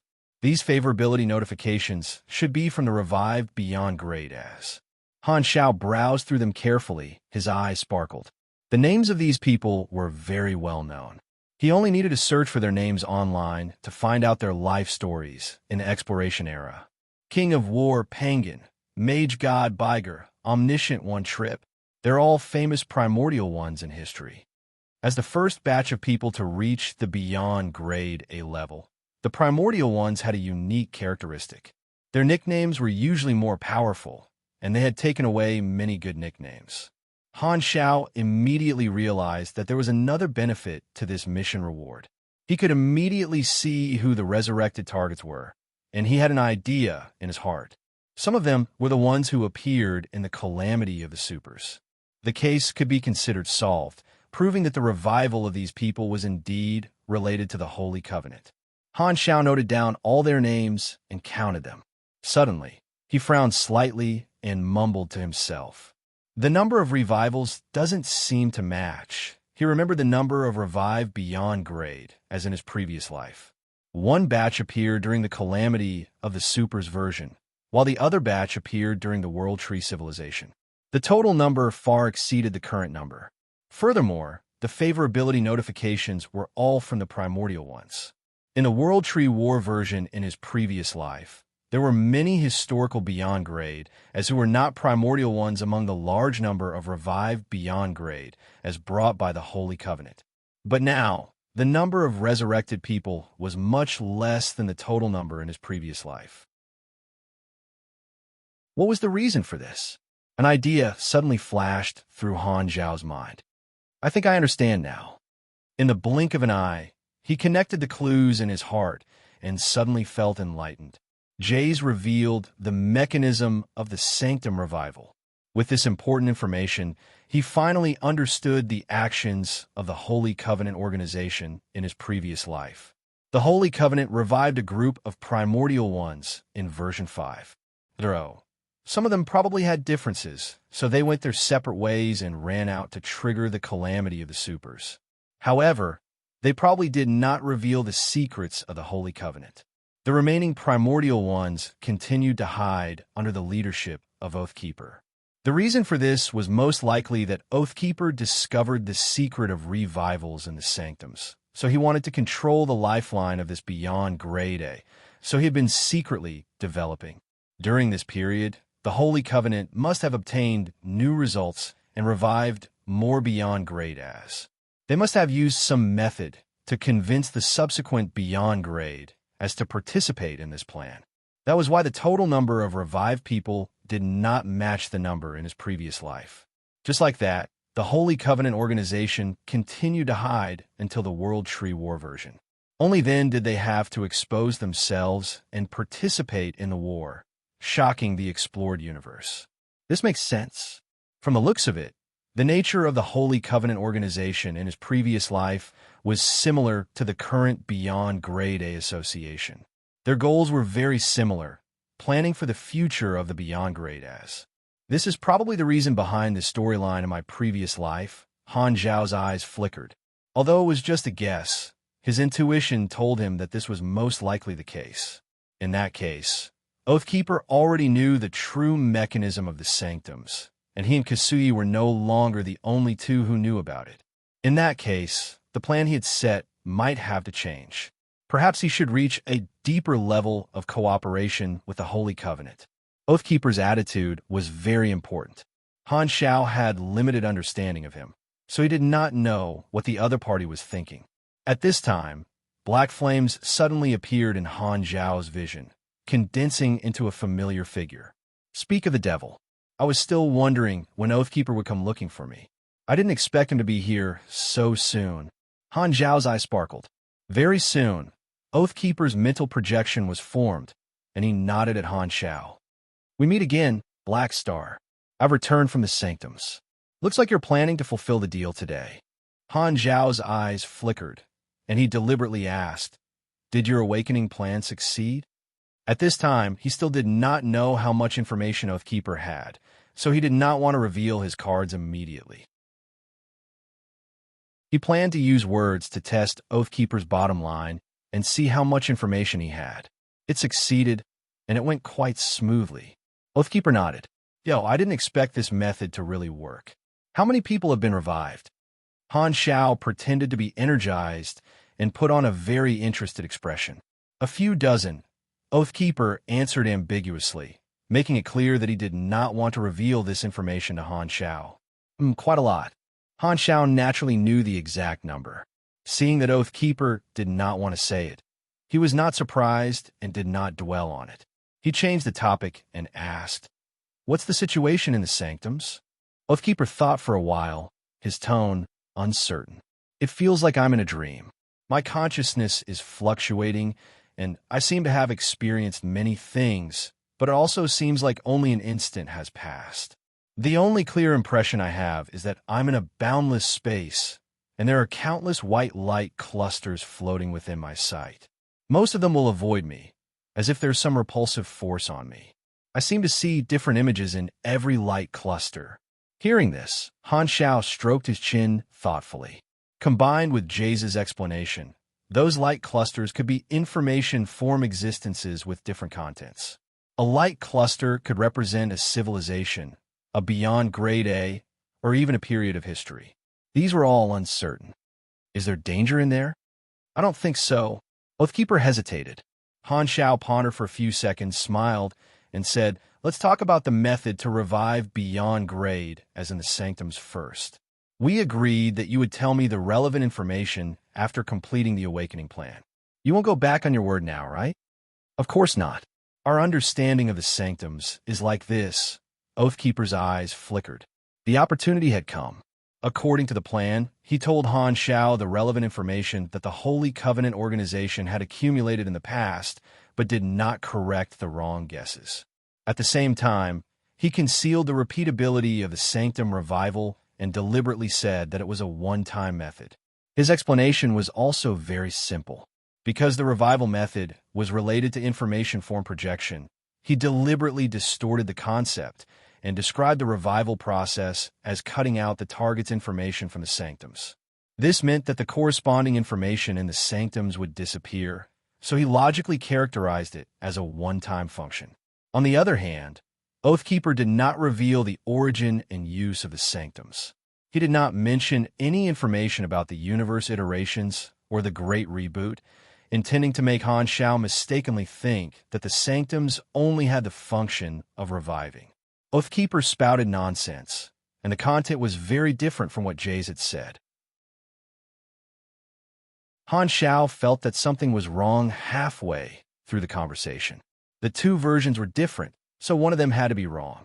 According to the situation of the Celestial Star Alliance and Jace's motives, Jace's version was more credible. Then, did Oathkeeper make a mistake, or is he deliberately lying to me? Considering the behavior of the Holy Covenant organization in my previous life, this Be-Astra-starred is definitely trying to trick me.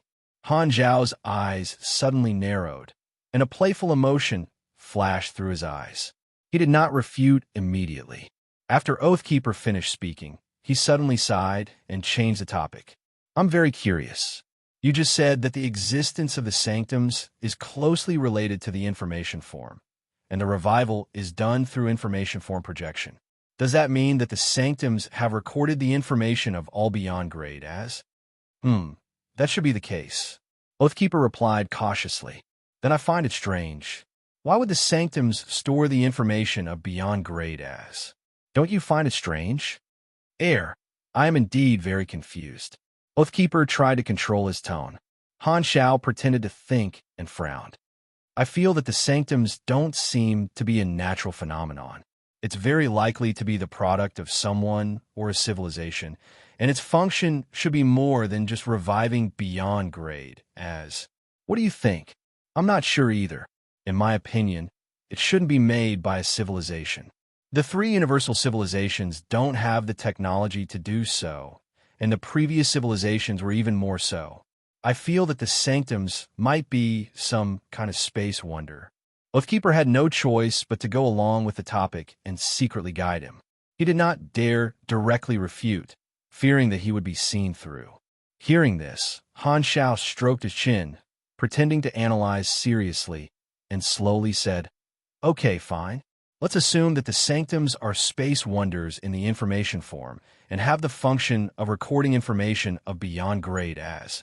Then, do you think those revive beyond grade as will refresh the information of the sanctums?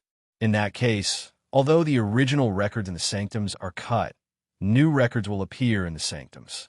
Then, the next time they enter the sanctums, won't they be able to cut the same object again? This, Oathkeeper was speechless. This analysis was reasonable and had evidence, so he did not know how to explain it. If he objected, he had only been to the sanctums once, so how could he be so sure of the situation the next time? He should not know so much information. Black Star was a cunning old fox, so he would definitely suspect this. However, if he did not object, it would make Black Star feel that the sanctum revival could be repeated many times, which would go against his intention. This Be-Astra-starred is too hard to fool. After thinking for a while, Oathkeeper could not think of a suitable explanation and could only gloomily say, I didn't think of that. Han Xiao narrowed his eyes and said playfully, So, you admit that you were lying to me just now? It seems like I'll have to reevaluate our agreement. Cough, cough, cough. I just didn't think of this possibility. How can it be considered lying? Oathkeeper hurriedly quibbled. Han Xiao laughed expressionlessly, walked around Oathkeeper with his hands behind his back, and said calmly, If I'm not mistaken, those primordial revivals have been weakened. If I'm not wrong, the strength of those revived primordial ones has decreased. Everyone has more or less lost some of their abilities, right? Yes, Wait, how did you know? Oathkeeper's eyes widened. Only this group of beyond grade as had talked about this in private, and it was impossible for those primordial revivals to have any contact with Black Star, and he did not leak the news. It had only been a few minutes, so how did Black Star know about this? I know a lot more than you can imagine, he said. I wonder if you're familiar with the terms Great Reboot and Iteration. Han Xiao paced around unhurriedly and said slowly, Are you familiar with the terms Great Reboot and Iteration? Oathkeeper's face turned pale, and he took 2 steps back. He stared at Han Xiao in disbelief, shocked beyond words. How do you know about these things? He was completely dumbfounded, and his mentality instantly exploded. He lost control of his ability, and his body trembled violently, as if it was going to collapse at any moment. Oathkeeper's brain was boiling again. I was the only one who entered the sanctum this time, so there can't be a spy. How did Black Star know about this? Who betrayed me? And who did I betray? Could it be that black star planted eyes on me, and he can see everything I do? Does that mean I really betrayed myself? Under the shock, Oathkeeper's thoughts were in a mess, and he shuddered all over. Han Zhao's image in his mind became mysterious, making him extremely fearful. How much does this guy know? He was just analyzing with me just now, so he was laughing at me. Enjoying Oathkeeper's panicked expression, Han Zhao put his hands behind his back and slowly said, "I've shown sincerity. I originally hoped that you would be honest with me, but it seems that you don't value my friendship very much." In fact, he did not know how much information Oathkeeper had, but he felt that those who entered the sanctums should understand the basic concepts of the iteration. This was just a bluff, and he was not 100% confident. However, he had reaped a miraculous effect. He had tricked Oathkeeper into revealing all his secrets, scaring him out of his wits. That's good. In this way, the initiative is completely in my hands. Han Zhao maintained an unfathomable posture, looked down at Oathkeeper, and said with a playful tone, "What do you think? Do you think I don't know what you're thinking? Are you trying to monopolize exclusive information and trick me into investing resources for you to help you control the channels of the Sanctum Revival?" Oathkeeper's heart trembled. All his plans were seen through by Black Star. At this moment, he felt as if he was naked in front of Black Star, with no secrets to speak of. There was only shock and panic left in his heart. He had guessed the possibility of failing to fool Black Star, but he did not expect Black Star to expose him in such a way, directly exposing all his secrets and tearing apart all his lies. At this moment, Oathkeeper stood rooted to the ground, dumbfounded. His expression was uncertain, and he only wanted to find a hole to hide in.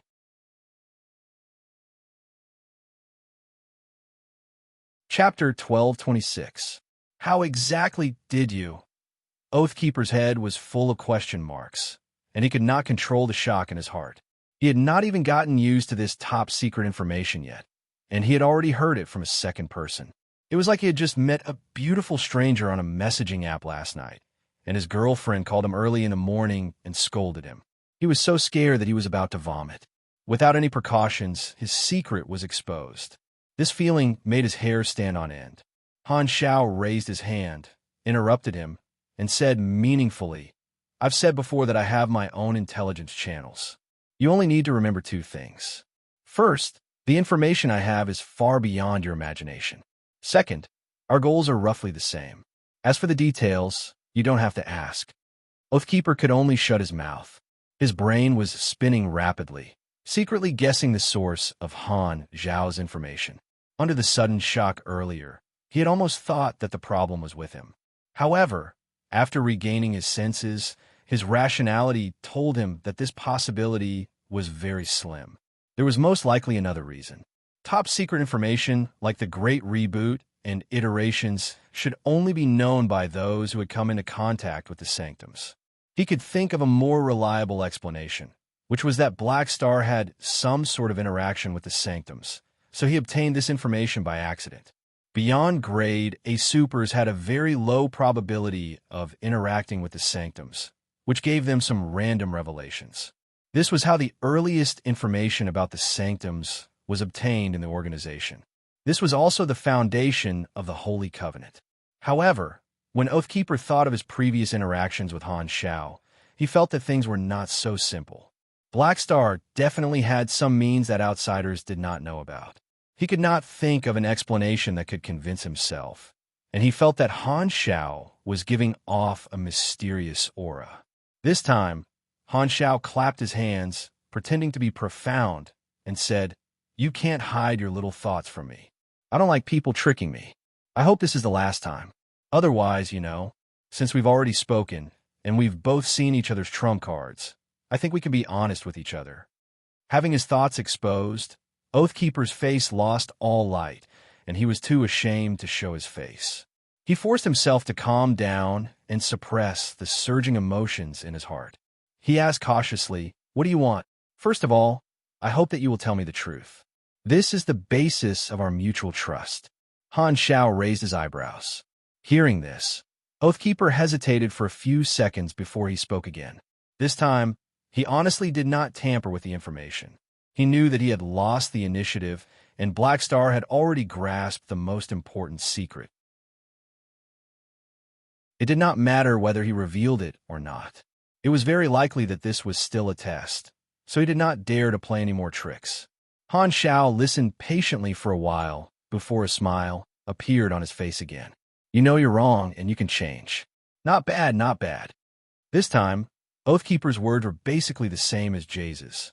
He obediently revealed the true mechanism of the Sanctum revival and was intimidated by him.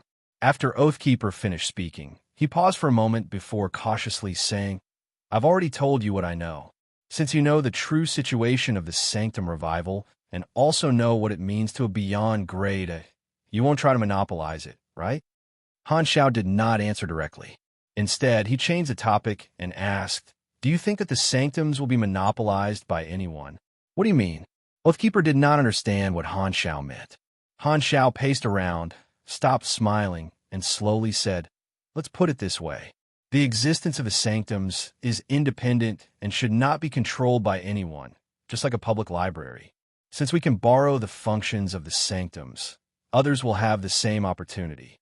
Have you thought about what will happen when the advanced civilizations, including the 3 universal civilizations, stabilize the method of Sanctum revival? Oathkeeper tilted his head and thought for a while before saying with uncertainty, They will continue to revive their direct descendants, maintain the scale of their high-level combatants, and use this as a bargaining chip to recruit allies. That's right, that's exactly the case. In the long run, this is something that will inevitably happen. Once the advanced civilizations master the method to enter the Sanctum, they will usher in a period of rapid development, further widening the strength gap between civilizations and free beyond grade as. At that time, the beyond grade as will come to a fork in fate. Han Xiao looked at Oathkeeper, who was deep in thought, and slowly said, Think about it. If there is no beyond grade A association, no holy covenant, and no beyond grade A alliance that can stabilize the Sanctum revival, then the beyond grade as will be controlled by the civilizations. Those who yearn for freedom will not be revived by the civilizations, and those who are disobedient will be eradicated. In this way, only the obedient beyond grade as will be left in the universe, obedient beyond grade as will be obedient dog for the advanced civilizations, forever trapped in faction disputes, having no choice but to kill each other. There's basically no other choice. He explained the situation of the Celestial Star Alliance in a hypothetical way. The more Oathkeeper listened, the more shocked he became. The more he thought about it, the more he felt that what Han Xiao said was very likely to happen. You're right. We have to guard against this possibility. I didn't expect you to be able to see so far ahead. As expected of you, you have foresight. Oathkeeper had a look of amazement. Of course, you think I'm a prediction, but I'm actually a spoiler. Han Xiao secretly smiled, but he put on a serious expression and said with a deep voice, To avoid such a future, we have to let the beyond grade A front have a way to stabilize the revival. That's why I said we have a common goal. This is a fight for the entire class. Every beyond grade A is a beneficiary, and no one can monopolize it. These words struck a chord with Oathkeeper's thoughts, and he suddenly felt a sense of empathy for Oathkeeper, as if he was a hero of the same mind. So, you want to cooperate in this regard? Oathkeeper's eyes sparkled. Han Xiao nodded. That's right. You have the Holy Covenant, and I'm about to control the Beyond Grade A Association. We've both united a portion of the Beyond Grade and have different resources. As long as we become strategic partners and work together, we can complete this important task earlier. So the Beyond Grade won't have any worries and can completely unite to change their fate. Oathkeeper shook his head helplessly. Actually, I don't have a choice. You're the second person who knows about this. Only cooperation is the most beneficial for both of us. But who will control the revival channel? The Holy Covenant, the Beyond Grade A Association, or both of us? Hearing this, Han Xiao smiled and said, Of course, both of us will control each other. One in the light, one in the dark, and one in the light, watching over each other. The Beyond Grade A Association will be the main force on the surface, fighting for the recognition of the advanced civilizations. The Holy Covenant will take in those beyond grade as who want to hide their identities and act as insurance in the dark.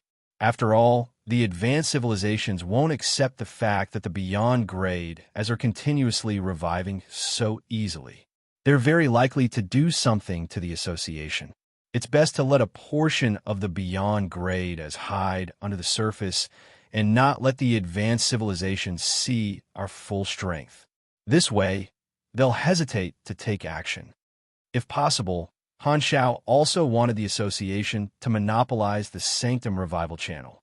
However, Oathkeeper also knew about this and had a group of primordial ones as partners. They would definitely study it on their own. Instead of splitting up and causing trouble, it was better to become strategic partners. After all, there were not many conflicts of interest, and their goals were more or less the same. Furthermore, it was not a bad thing to let the Holy Covenant be a backup plan. The two sides could form a complementary cooperation model. If the Beyond Grade as wanted to hide their identities, they could go to the Holy Covenant. If they wanted to have a place in the universe, they could come to the association. The members of the two organizations could be changed at will, just like being an official and being an outsider. Oathkeeper nodded, indicating that he accepted this plan. Seeing this, Han Zhao's tone became a little more serious. It's best if we complete this before the advanced civilizations come into contact with the sanctums, so don't reveal the truth of the sanctums to anyone. For the time being, only the two of us know about it. Kasuyi was also an insider, but of course, Han Shao would not say this out loud. Otherwise, he would reveal a lot of information and reduce his mysterious image in Oathkeeper's mind. I won't tell anyone. Oathkeeper knew the importance of this matter and nodded solemnly. The two of them discussed the specific cooperation project for a while and came to an agreement. Oathkeeper also told him the method to enter the sanctums. According to him, the way to enter the 6 sanctums was different. The Holy Covenant currently only had the method to enter the 3rd sanctum, which required the collection of various keys, including primal Esper ability entities. They had basically been used up the last time they entered, so they had to collect them from the beginning. As for the source of the method, Oathkeeper claimed that part of it was a vague revelation obtained by some Beyond Grade A members during the exploration era, and the other part was the result of Destiny's Child.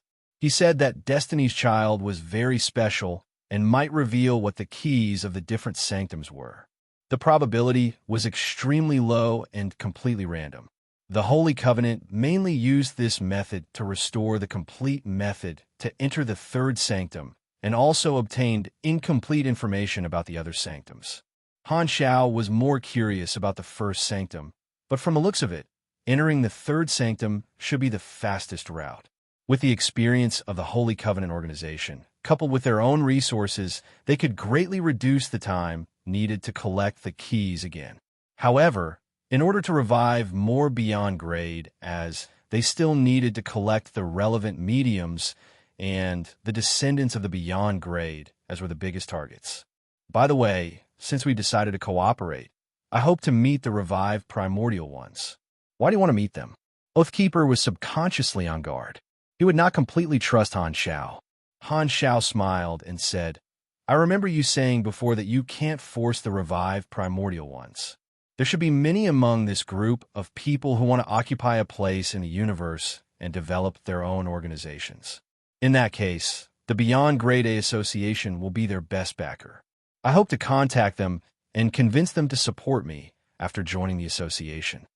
These primordial ones all had their own goals. They were all Beyond Grade as who had once been powerful, so it was basically impossible to force them to hide their identities. Some of them would definitely cause trouble in the universe, like in Han Zhao's previous life, thus shocking the Galactic Society and becoming one of the fuses of the calamity of the supers. Now that there was the Beyond Grade A Association, Han Shao felt that he could absorb some of them and strengthen the association while strengthening his own faction. With the association's intervention, the situation of the calamity of the supers will definitely change drastically. Han Shao thought. Hearing this, Oathkeeper hesitated for a while before nodding in the end. Then I'll arrange for you to meet as soon as possible. But you better be mentally prepared. They died early and did not experience the changes of generations of beyond grade as. They won't be as low-key as me, so they might be a little arrogant. It's fine, Han Xiao grinned. I specialize in dealing with all kinds of dissatisfaction.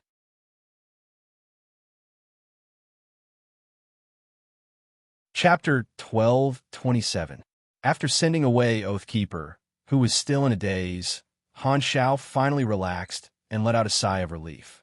Phew, acting was pretty tiring, but I managed to keep him in check. The Holy Covenant was a powerful force that had been hidden in the dark in his previous life. Now that he had established a stable connection with it, it had indirectly become his secret force. Furthermore, he had also grasped the whereabouts of the revivers. This was an important chess piece that completed the key plan. This way, he would be able to interfere with the calamity of the supers and become the chess player in this matter, unlike in his previous life where he could only passively wait for an emergency. This was the general direction of the plan.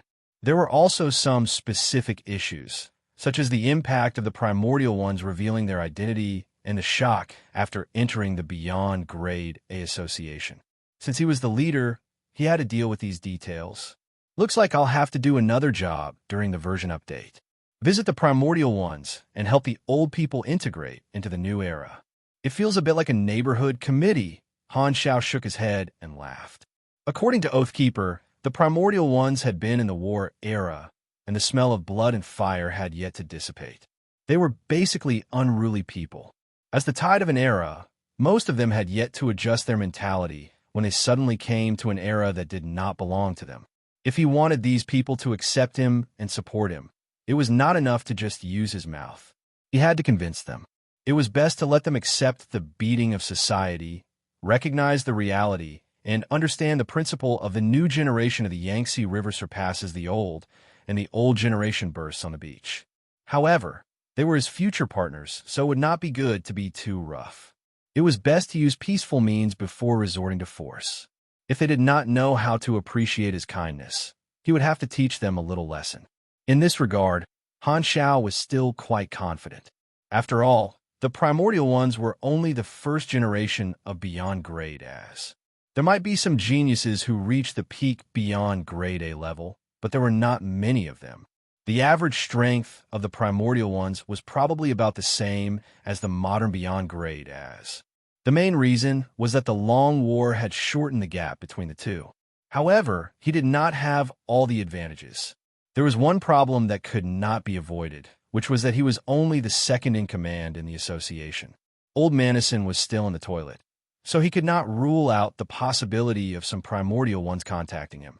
But it wasn't too big of a problem. Anyone with a discerning eye could see that he was a stock with great potential, while Old Manison was a stock that had failed miserably. It was easy to make a choice. I'll have to contact the primordial ones first. I'll just have to wait for Oathkeeper's arrangements. Before that, I'd better study the characteristics of these people. Han Xiao took out the list of revivers that he had just recorded. Comparing the information on the internet and his memories, he started to build the data model of these primordial ones. Inside the Holy Covenant spaceship, Oathkeeper deactivated the long-distance mind projection. As soon as he opened his eyes, he saw many primordial ones surrounding him. So what did Blackstar say? Everyone was more concerned about the attitude of the other insider. I've already communicated with him and reached an agreement. He said that he won't leak the information. Also, he controls the Beyond Grade A Association and hopes to get your support. You can check the information about the association online. Finally, he made a request and wants to meet you. Oathkeeper briefly explained. He wants to see us. Everyone exchanged glances. Many of them had strange smiles on their faces. All right, we want to see him too. Let's see what his intentions are for helping us revive. There is no such thing as love for no reason in this world. Everyone did not really believe Oathkeeper's description of Blackstar. They felt that Blackstar was not involved in their revival purely to increase the number of Beyond Grade as. He definitely had other ambitions and plans behind it. In their opinion, Blackstar's motive was most likely to be to use them. Good feelings were good feelings, but they did not intend to be schemed against by others. Everyone's faces relaxed as they began to discuss with one another. Blackstar knows about our revival. Do you think he wants to use this as a threat to force us to do something for him? If that's what he really thinks, he'll soon realize that he's completely wrong. Using us. What a joke. He probably wants to build a good relationship with us by requesting to meet us this time. It just so happens that we can also use this opportunity to show him who's boss and dispel his thoughts of using us. There's also that beyond grade association. He's asking for our support. If you ask me, we can totally set up another organization. There's no need to listen to others' orders. Even if we want to join, there's no need for us to support Blackstar or anyone else. Why don't we take the lead ourselves? I checked the deeds of this Blackstar on the internet. It seems that he's quite scary. He broke the record of being the fastest to advance to beyond grade A and even repelled the joint attack of more than a dozen beyond grade as. Oh, the strength of the beyond grade, as in this era, has regressed so much. More than a dozen of them can't even take down a newcomer who just advanced a few decades ago. If it was in our era, they would have been beaten to death. TSK. Looks like they're getting worse with each generation. Don't look down on others too much. If they didn't have some ability, they wouldn't have dared to have ideas about us. Oathkeeper listened to their conversation silently and did not have any intention of correcting their views. It was too common for predecessors to look down on newcomers, especially when these primordial ones were not ordinary predecessors, but founders of the beyond grade A realm. Their status was equivalent to founders, and they had a sense of pride that said, the achievements of the later generations are all because I opened up the path for them. The way he saw it, if these fellows did not learn a lesson, they would not be able to adjust their mentality quickly. I'm doing this for your own good. Oathkeeper shook his head and sighed. Half a month later, on a certain planet in the desolate universe belt of the ancient star desert, 6 figures stood on the pale earth. They were Oathkeeper and the 5 revived primordial ones. Because they did not want Blackstar to know the total number of revived primordial ones, they elected 5 people as representatives. They were the strongest among them. The other revived primordial ones were not present. They all stayed in a fleet 2 days away, remotely monitoring the situation of the meeting. You should be here soon. Let's listen to what he has to say first. Don't scare him the moment you go up, Biger said. Just follow the plan we discussed earlier. No matter what, we have to let him see our strength and dispel any unnecessary thoughts, Pangan said coldly. Oathkeeper closed his eyes and pretended not to hear anything. Not long after, a meteor suddenly flashed through the dark outer space and fell rapidly. It was Han Xiao, who had crossed the galaxy physically. I'm not late, am I? Han Xiao landed in front of everyone, glanced at the 6 people present, and immediately knew what was going on. Oathkeeper said, No, these 5 are the representatives elected by everyone. Let me introduce them to you. However, Han Xiao waved his hand and interrupted him. Using his well-practiced method, he smiled and said, You're all primordial ones whose names have been left in history. How can I not know you? There's no need for introductions. These words were quite pleasing to the ears. As the saying went, do not slap a smiling face. Although they had agreed to show off their fist today, Blackstar was still considered half their savior after all, and they still had to be polite to him. The 5 of them also greeted him and showed their friendliness. Han Xiao responded while secretly calculating in his mind. King of War Pangan, Mage God Biger, Purple Emperor Meiji. These 5 are all experts among this batch of primordial ones, and their attitudes were different in my previous life. They're most likely representatives chosen by the primordial ones with different goals. Pangan represents the Avengers, Meiji represents the liberals, and Biger represents the ambitious people who pursue power. Looks like the differences between the revived have already become obvious. After everyone finished greeting each other, Pangan suddenly spoke. You're actually here with your main body. It's our first meeting, so I have to show some sincerity. Using my lord's avatar would be disrespectful. Han Xiao smiled. I admire your courage. Not bad. Pangan's tone was calm. Oathkeeper coughed, took over and said, "Let's get down to business first. Black Star is now our partner."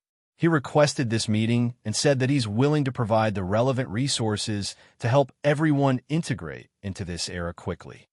Hearing that, Han Xiao nodded with a smile and said, "You've just revived, so your thoughts are still stuck in the exploration era. I'm afraid you're not used to the current era. I'll help you, but before that, I want to know the goal of your revival. Only then will it be easier to make arrangements. Let me ask you something. If someone among us has a goal that doesn't match your interests, what do you plan to do?" Biger asked with interest. "That depends on the situation, but don't worry, the possibility of a fight is not high. The Beyond Grade A Association I'm in specializes in this kind of problem. I basically won't stop anyone from pursuing their own goals, unless this goal is disadvantageous to everyone," Han Xiao said. "Is that so?" Pangan said coldly. "The Radiant Federation destroyed my home, so I'm going to take revenge on them. What do you think of this goal? It's natural to have national enmity and family enmity, but the premise is that you don't bring any negative effects to us. Otherwise, the association won't sit back and watch. However, I'll be frank. I don't advocate such suicidal behavior." Han Xiao shrugged. "I just want to be free forever and not be restrained by anyone. The Beyond Grade A Association you mentioned seems to have quite a few rules." Meiji raised her brows. "The rules are to protect everyone's interests. Fundamentally speaking, the association is just a neutral group that helps each other. We settle everything through negotiation. As long as you don't deviate from the group's interests, you can enjoy the greatest degree of freedom. No one will force you to do anything. Plus, with the changes in the universe, it's inevitable that the Beyond Grade as will band together. Only protection can bring freedom, so I think you're very suitable to join the association." As Han Xiao answered, he sized Meiji up. This female Beyond Grade had a delicate appearance, gorgeous makeup, purple lipstick, purple eyeshadow, and purple lipstick. Her hair was tied up high, and she had an inviolable noble aura. Among the women Han Xiao had seen, her temperament was the most similar to Unravel. One look, and he could tell that she was a superior who meant what she said. The few of them asked the questions they were concerned about, and Han Xiao answered them one by one, implying that the association was an excellent place to go. However, he did not receive any response. The five of them did not think much of this suggestion. In comparison, they were more inclined to start something else. During the conversation, Han Xiao could feel that the five of them were sizing him up as if they wanted to see through him. Suddenly, Pangan interrupted the others and said, "I've always been curious. What's your motive for helping us revive?" Hearing this, the others all turned and stared at Han Xiao's face. Han Xiao's expression did not change. "I've told Oathkeeper that the Beyond Grade as need more people to have a chance to fight for complete independence." Pangan shook his head. "That won't convince me. You have the information about our revival and the Holy Covenant. You can leak it at any time. Have you never had any intention of blackmailing us? There's no need for that. We're mutually beneficial." Han Xiao borrowed his signature fake smile from Sorokin. "I hope there really isn't. I advise you to get rid of your unrealistic thoughts as soon as possible, or you'll regret it," Pangan warned. "You're thinking too much." Han Xiao laughed. This time, Biger also spoke. "We heard from Oathkeeper that you hope to receive our support. Let me make it clear in advance. We're grateful to you, but personally, I will only respect the strong." "Oh, can I take it that you're inviting me to spar?" Han Xiao raised his brows. "If you want me to support you, you'd better show me some ability to convince me. If you don't mind, I do want to see how capable you are." Biger narrowed his eyes. Han Xiao glanced at the others. "Do you all have the same intention?" "Beyond Grade as speak with their fists," Pangan said calmly. The others nodded and stared at Han Xiao without blinking. They looked like they were waiting to watch a good show. After the interaction earlier, they realized that Han Xiao was very polite and easy to talk to. He did not have the arrogance of an expert, so they could not help but doubt or underestimate Han Xiao's strength. They could not help but adopt the attitude of testing him. "I have no objections, but which one of you wants to fight me?" Han Xiao smiled. "You can pick any one of the five of us. It doesn't matter who it is. You helped us after all, so we won't be too heavy-handed. Viger did not mind. He was very confident in the strength of these people. Hearing this, Han Xiao turned around and glanced at Oathkeeper, who was looking down, and immediately understood. He shook his head and smiled. Facing everyone's scrutinizing gazes, he slowly opened his mouth. The content of his words instantly made everyone's expression freeze. This isn't good. No matter who I choose, others will think that I picked a soft persimmon and offend people. Why don't you all come together? Otherwise, people will say that I'm bullying old people. As soon as he said that, the place suddenly became so silent that one could hear a pin drop. The five of them did not expect Black Star, who had always been soft, to suddenly say such arrogant words. Their eyes slowly widened, and disbelief, shock, anger, and other emotions appeared in their eyes. Are you looking down on me? Pangin's face darkened, and a dangerous light appeared in his eyes. No, no, no. You misunderstood. I'm not targeting you. Han Xiao stopped smiling, looked around, and slowly said, I'm talking about you. What I'm saying is that all of you here are weaklings. Why are you pretending to be a wolf in sheep's clothing? Wake up, your glory is long gone. Times have changed.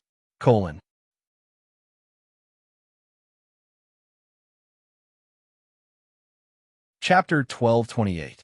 At the same time, the other primordial ones who were remotely monitoring the fleet were all stunned. Disbelief filled their faces, and displeasure appeared in their eyes. Hey, did I hear wrongly? He wants to challenge Pangin and the other four? Someone was confused. Isn't he a little too arrogant? From what he said just now, I thought he had enough self-awareness. Looks like his ambition is indeed not small. He even wants to show us who's boss. Someone sneered. To think he can think of something like that. I remember that he defeated more than 10 beyond grade, as during the godlike war.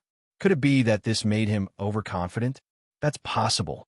Maybe he thinks our strength is on the same level as modern beyond grade, just because he bullied little kids who grew up in a peaceful era, he really thinks he's strong? He probably hasn't seen a true top expert before. Such arrogance angered Pangin and the others. They definitely won't let this go. There's going to be a good show to watch. Someone gloated. Just wait. They'll teach this guy a lesson, especially Pangin. He has a bad temper. Let's hope he can maintain this arrogant look later, someone said with a mocking tone. Hearing this, everyone could not help but smile as though they were waiting to watch a good show. These words were targeted at all the primordial ones, and it also provoked them. Most of them did not seem to care, but they were actually very angry and could not wait to see Han Xiao suffer. On the other side, when Oathkeeper, Pangin, and the other four heard Han Xiao's words, their expressions changed again, saying that we're outdated and not letting go of the glory of the past. That's a little hurtful. You overestimate yourself. Pangin's expression was ugly. Flames of anger flashed in his eyes. When had they ever been underestimated like that in the age when they dominated the universe? This was the first time someone had spoken to them like that. Even Oathkeeper felt a little awkward, feeling like he had been scolded as well. Feeling the tense atmosphere, he could not help but sweat for Han Xiao. Oathkeeper hoped that Black Star would teach his companions a lesson. However, Black Star actually wanted to fight 5 of them alone. This was beyond his expectations, and it gave him a fright. He was always worried that the situation would turn upside down. Black Star is too arrogant. Can he? Oathkeeper was a little regretful. He thought that Black Star did not know much about the strength of these primordial ones, which was why he had made such a request. In his eyes, although Black Star was powerful, he was not that powerful. Although he had caught up on the news during this period, his impression of Han Xiao was still the same as before he entered the sanctum. If he had known, he would have informed Black Star beforehand and revealed some information. These 5 fellows were not ordinary beyond grade, as, at this moment, Viger narrowed his eyes and repeatedly confirmed, Are you sure you want to fight the 5 of us? What's wrong? You're not willing? Han Zhao's gaze swept across everyone's faces, taking in their expressions. There's no need for that. Mei Ji frowned and said calmly, If the 5 of us fight together, it won't be praiseworthy even if we win. Are you afraid of a one-on-one battle and worried that your reputation will be damaged? I can promise you that our sparring will not go too far. We just want to test your ability. No matter what the result is, we'll consider it a draw. Are you satisfied? You guys are quite considerate of me. Han Xiao smiled. No matter what, you're our benefactor. Before Mei Ji could finish, Pangan interrupted her and said coldly, "Don't represent me. I want to deal with him alone." Hearing this, Han Xiao's smile did not change. Let's fight together. It's a waste of energy to fight one by one. I don't like to take turns. Everyone's expression froze, and they were furious. We gave you a way out, but you didn't take it. Instead, you're pushing it. You're King asking for a beating. Baiga looked at Han Xiao deeply. You chose this yourself. I said I alone am enough. Pangan turned to look at his other companions, looking like he was about to start an internal conflict. Just treat it as us watching from the side. Another person knew Pangan's personality well, so he spoke to ease the atmosphere. Pangan thought about it and did not object. He stomped his feet on the ground, and a huge force spread out with him as the center. Sand waves rippled on the ground. Bang! He shot up into the sky and flew into outer space impatiently. The other four were not surprised and followed him. Pugilists were all stubborn and not very smart. They were already used to Pangan's style and could not be bothered with his attitude. You have triggered the hidden mission. Fist is the last word. Mission introduction. The awakened primordial ones thank you for your help, but they are not convinced. You have decided to show your strength and gain the respect of the primordial ones. Mission requirements. Use actions to gain the respect of the primordial ones. Reward. Based on your actions and results, the higher the rating, the better the reward. Yo, it's out. This should be the same series of missions as Return to the Historical Stage. Han Xiaoxin's heart skipped a beat. He browsed through the missions while flying into outer space. He immediately saw that the four of them had already gotten into formation. The four of them were very far away from each other, standing in different directions and defining the battlefield. Meanwhile, Pangan remained in the field, facing each other. Can you make a move now? Pangan sounded anxious. I can at any time. Before Han Xiao could finish his sentence, Pangan had already lost his patience. Golden red flames burst out of his body, turning into a meteor and charging toward him. Normally, when pugilists and mechanics were sparring, they would take the initiative to open up some distance and let the mechanic release a portion of his army first. However, Pangan had experienced countless large-scale galactic wars and had long formed a habit. As long as he had a slight advantage, he would expand it infinitely. Even if it was a sparring session, he would not give in at all. Han Xiao narrowed his eyes. He stayed where he was and opened the secondary dimensional army box. Before the first batch of mechanical troops appeared, Pangan crashed into his firm chest. Boom! The fist landed right on his chest. Pangan's eyes sparkled. He did not expect Han Xiao to not dodge and immediately switched from a normal attack to a pugilist technique. Dense pugilist flames were injected into Han Xiao's body through the fist, turning into a shockwave and exploding. This was a control-type skill, using the pugilist flames to cause the molecules in the opponent's body to vibrate. As long as the opponent's strength was enough to crush the opponent, he would be able to temporarily take control of the opponent's body. Pangan was very experienced in dealing with high-level mechanics. He knew that this was a rare opportunity, so he would not let go of this opportunity. Combo after combo after combo flashed through his mind, and he instantly chose the most explosive combo. His body immediately moved according to muscle memory. He only needed to wait for Han Xiao to be controlled, and he would immediately hit him with a combo to deal full damage. However, he did not wait for Han Xiao to lose control. Just as he was about to use the starting martial arts of his combo, a huge slap suddenly came flying towards his face. Ha! This slap was so powerful that Pangan's eyes popped out. His head buzzed from the slap, and he could almost hear the sound of his facial bones cracking. Before he recovered from a momentary dizziness, the close-range attacks suddenly hit him like a storm. Countless heavy attacks landed on his body every second, shattering the golden red flames that protected his body one after another.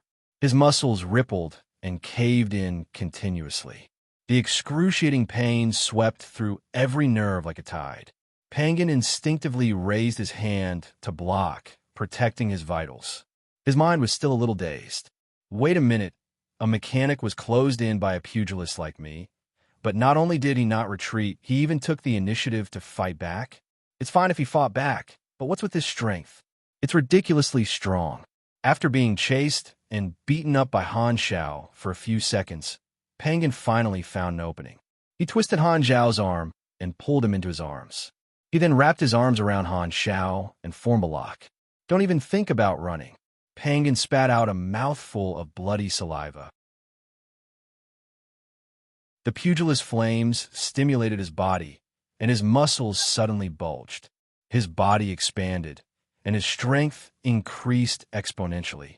He was ready to wrestle and planned to stop Han Xiao from breaking free from his lock. As long as he could lock Han Xiao for 2 seconds, he would be able to prepare a powerful skill and unleash an even more violent combo. Every part of a high-level pugilist body was a weapon. Although Pangan was a little dazed by Han Xiao's counterattack, as long as he reacted with his countless pugilist skills and talents, he would have an incomparable advantage in close combat. However, the next moment, his expression froze and shock flashed through his eyes. Not only did he not feel Han Xiao struggle, but he even realized that Han Xiao had wrapped his arm around his waist and formed a lock. What kind of fighting style is this? Even though Pangan was very knowledgeable, he was still a little dumbfounded. You want to learn? Unfortunately, you won't be able to learn it even if I teach you. Han Xiao chuckled. At this moment, the first batch of mechanical troops that had just flown out of the secondary dimension opened fire at the two people hugging each other without hesitation. In their preset program, the highest priority tactic was that as long as their master caught a target, they would unconditionally open fire at their master.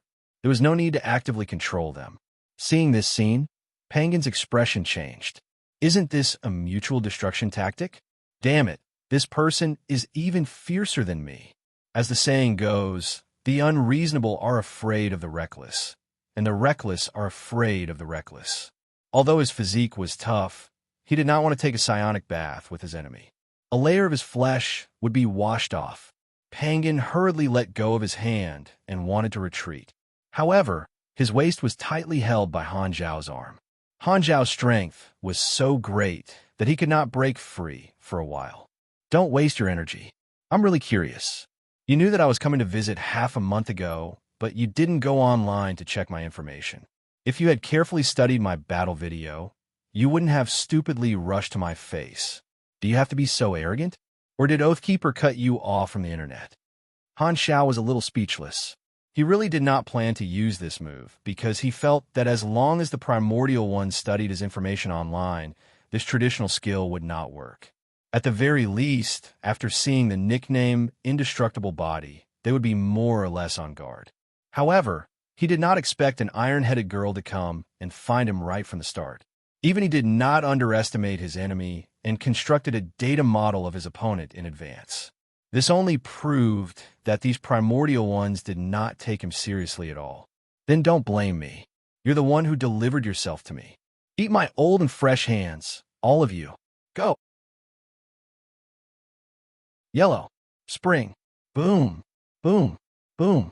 The light of the psionic cannon's explosions instantly drowned the two of them. The bombardment lasted for 2 to 3 seconds. A golden red meteor hurriedly escaped from the explosion area and rolled for a long distance in space before stopping. Pangan's clothes were ragged, and he was in a sorry state. Large patches of his body were charred, and some parts of his body were emitting high heat, showing signs of carbonization. At this time, Han Xiao also flew out of the explosion area. He sized Pangan up and sighed regretfully. The army had not been assembled for long, and the first batch of mechanical soldiers was too little. The damage was far from enough. After the damage of the focus fire was reduced by various shields and resistances, Pangan was only slightly injured at most. Han Xiao had already seen Pangan's interface from the combat information. Pangan's energy rank was around 71,000, and his attributes were about the same as Han Zhao's when he was level 300. Before his promotion, it might have taken him some effort to deal with Penguin, but now he could totally beat him up in all sorts of ways. However, he also understood that these primordial ones were not at their peak. The weakness period and the loss of part of their abilities were only one of the reasons. Another important reason was that although these people had awakened, their equipment would not appear together with them. For example, half of Penguin's nickname came from the equipment set he wore when he fought in the galaxy. It was also called King of War, and it was made by the civilization he was in. There were a total of 3 universal treasures in it: a shield, a spear, and an armor. Without this equipment, his strength would decrease by about 20 to 30%. This was especially true for the awakened mechanics. Without all their assets, they would have to start from scratch. Not everyone had the terrifying production capabilities of the Mecha Empire like him. Seeing this scene, the 4 people at the side were shocked. They put away their careless attitude, and their expressions became serious. Did you see that? The strength that guy just displayed? A mechanic who should be physically weak actually has such high strength and dexterity. Either his energy rank is much higher than Penguin's, resulting in his foundation being so strong, or the path of modern mechanics is so wild that they chose to train their physique instead of learning mechanics. I think the possibility of the latter is quite high. While the few of them were communicating in the communication channel, the situation in the field changed again. Penguin had suffered a small loss and was afraid to attack. Before he figured out the situation, he did not dare to continue attacking. He did not know where to start. However, Han Xiao did not take the opportunity to chase after him. He shot out a net-like golden mechanical force that covered the mechanical army like a net, pulling all of them toward him. In the dazzling mechanical force lightning, the enormous mechanical deity appeared out of nowhere. The next moment, the mechanical deity dragged the celestial punishment edge, circled around, and threw out a silver-blue psionic blade wave. Swoosh! The blade light spread out rapidly, and even the 4 people on the edge of the battlefield became the targets of the attack.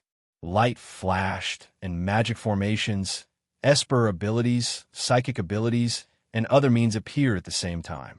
Baiger, Meiji, and the others used their abilities to block the powerful blade wave.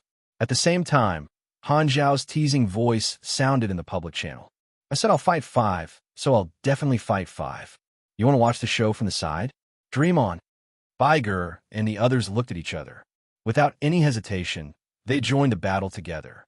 After seeing what Black Star was capable of, the few of them did not mind fighting 5 against 1. If Penguin fought one-on-one, he would most likely lose. Furthermore, Han Xiao had initiated the attack and forced them to attack, so it would be inappropriate for them to not fight back. The few of them did not mind fighting together. During the exploration era, it was normal to fight many times. If they were too particular, they would end up being killed by the enemy. The primordial ones were all used to fighting one person in a group, so they would not have any psychological barriers to this. You guys are finally not so pretentious. Come, let me give you guys a good beating and help you see the truth. Seeing this, Han Xiao grinned. The mechanical deity spun the celestial punishment edge and charged toward the 5 of them.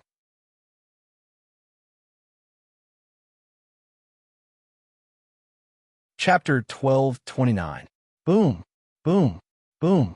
The light of psionic explosions flashed in space, and the Mech Legion charged out of the army camp and onto the battlefield. 5 figures wrapped in energy of different colors were drowned by the sea of machines.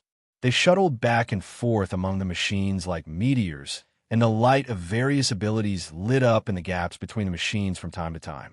There were 4 classes among the 5 of them, and only the mechanic was missing. The mechanic, who had lost all his assets, was not chosen as a representative by the revived primordial ones. Psionic Prime led dozens of apostle weapons to fight the 5 of them. With the enhancement of mechanical force, the coordinated apostle weapons made the 5 of them flustered and in danger. The mechanical deity was like a crane and a flock of chickens on the battlefield. The celestial punishment edge chased after a few people and slashed continuously. The weapon was huge, but it was as fast as lightning, slashing out streaks of sharp psionic blade waves. The heavy normal attacks were mixed with the explosive moves of the Geta Hadouken, pouring out explosive lethality. Penguin, in particular, received special attention. Han Xiao loved to persecute. No, educate arrogant kids the most. However, the opponent this time was not Old Manison, and he still needed to maintain his cool. Therefore, Han Xiao was more reserved and did not bombard the other party with chat streams. The few of them fought fiercely for quite a while. Han Xiao was fighting 1 against 5 and did not show any signs of weakness for the time being. He was not at a disadvantage and even had a slight advantage. The mechanical army charged back and forth like a flock of crows, like a black rag, trying to wipe away 5 stubborn stains. Penguin, Baiger, and the other 4 were far from their peak strength, but they were not fodder either. Although they were in a passive position, they could still hold on for a while with their cooperation. However, the 5 of them felt extremely troubled. This was their first time dealing with a mechanic of this style, so they did not know where to start. From what they knew, the best way to deal with a mechanic was to attack them head-on. When they first saw Black Star's main body, they were quite surprised and felt that he was too careless. However, they now realized that they were ridiculously wrong. Black Star was the complete opposite of their impression of a mechanic. One was as fragile as paper, while the other's mental strength, which should have been his weakness, was extremely tough. He was F*King indestructible. The head-on attack tactic was mostly useless. If they turned to attack the enemy's army, the enemy's foundation was too strong, and the secondary dimensional army box was still sending out soldiers continuously. They did not know when it would end. Thinking about it, it seemed like they could only use a protracted battle to exhaust the enemy's energy. However, the enemy's apostle weapons, mechanical army, and mechanical deity were too powerful, so their margin of error was very low. Furthermore, their energy consumption was also very high. If this went on, the 5 of them were not sure if they would be heavily injured first or if Black Star would run out of energy. Does this person to attack to death? I never thought that such a terrifying character would appear in this era. Meiji exclaimed, "If only my weapon was still here." Penguin clenched his teeth as another dozen of his bones were shattered by the slash. Save it.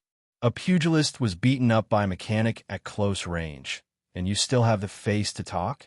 Another person could not help but say, "All right, stop arguing and think of a way to deal with him. If we still get killed in a 5-on-1 battle, that will be extremely embarrassing," Bagan said with a deep voice. The 5 of them dodged or blocked the focused attacks of the mech army like they were walking on a tightrope, trying to find Han Zhao's weakness. However, they could not find a way to break through the situation and were getting more and more passive.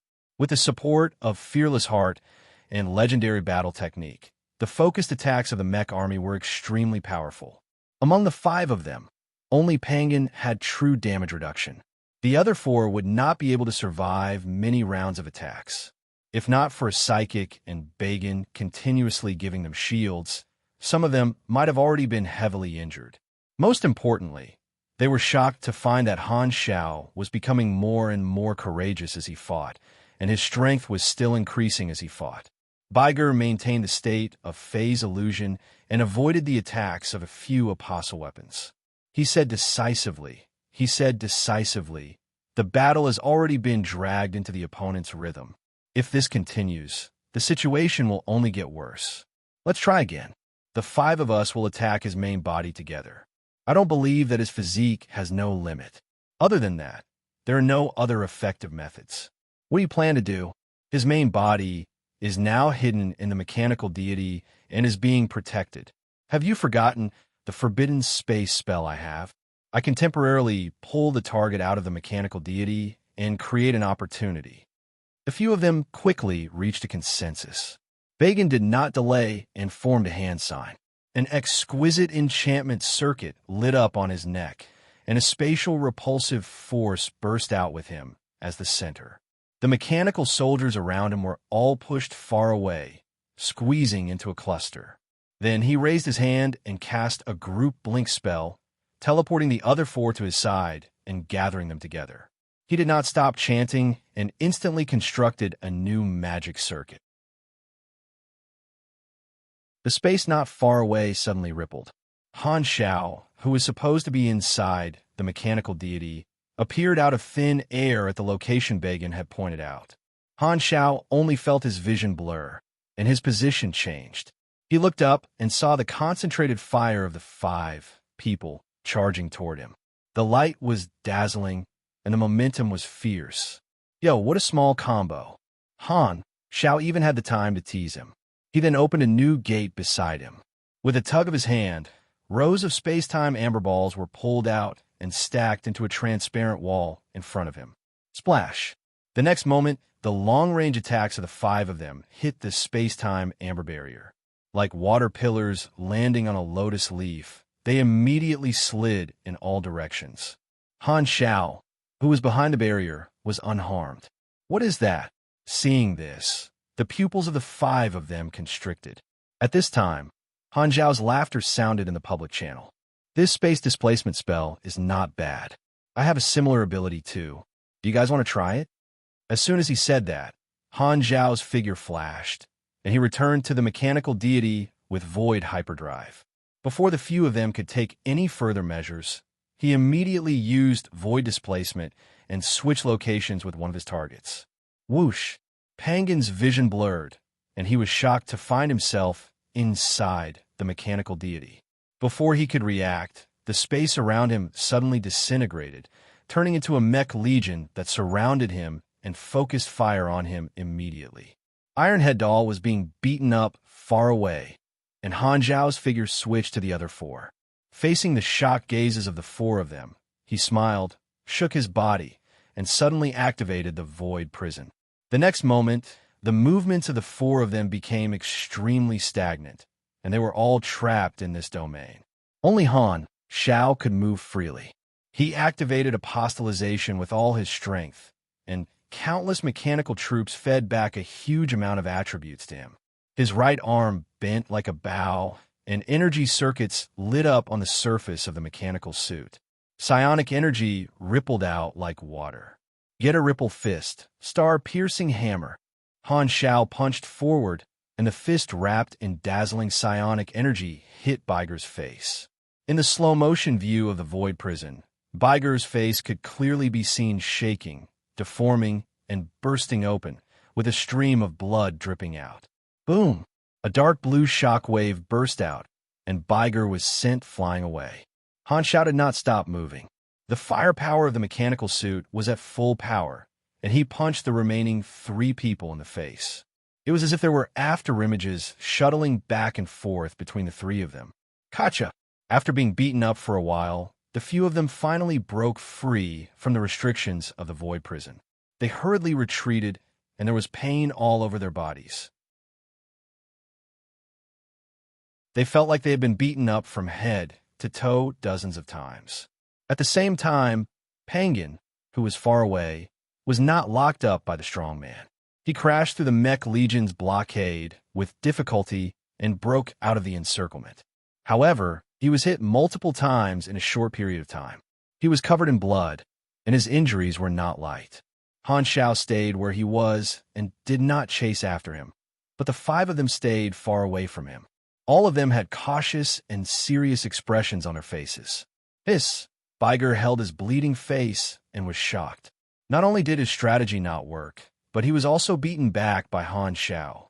The enemy could actually injure all 5 of them in a row, and Pangan was the most severely injured.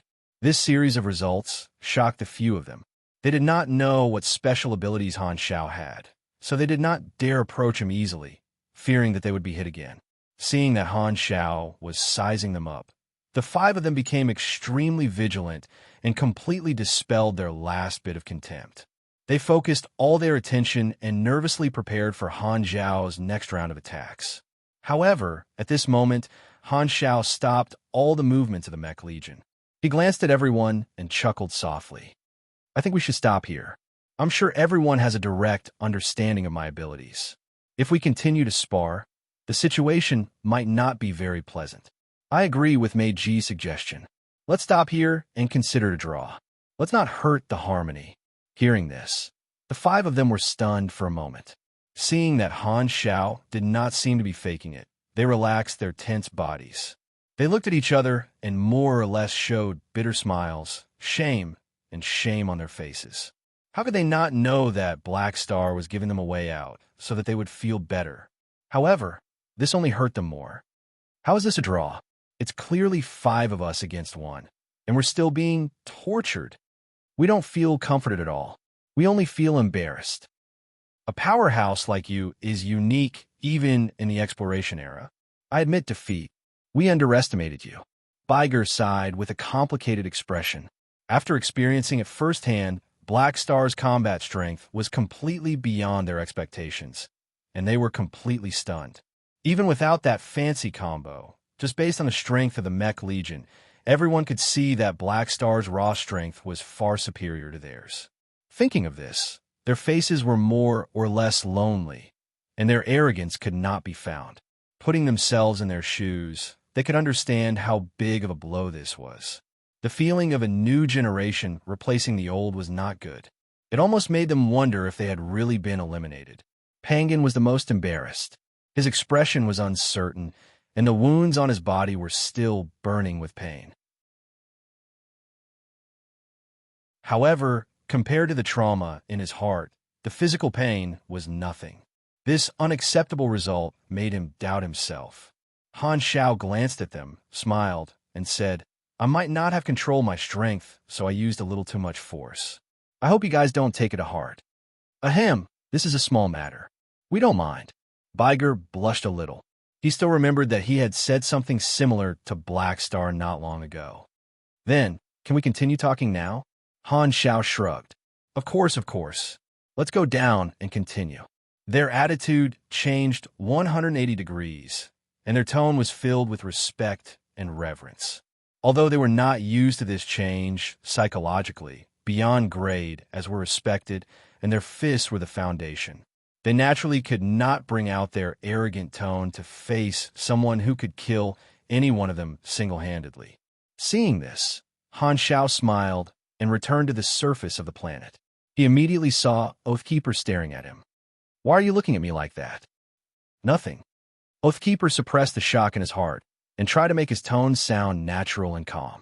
The strength that Han Xiao had just displayed had also given him a fright. Unlike the other primordial ones, Oathkeeper knew that Han Xiao was strong, but he did not expect him to be this strong. Before today, Oathkeeper felt that he was on par with Black Star. However, after witnessing Black Star's battle with his own eyes, he strongly suspected that his judgment was wrong. Black Star's true strength was much stronger than the rumors. Fake news really killed people. Oathkeeper could not help but feel glad that he did not choose to silence Han Xiao.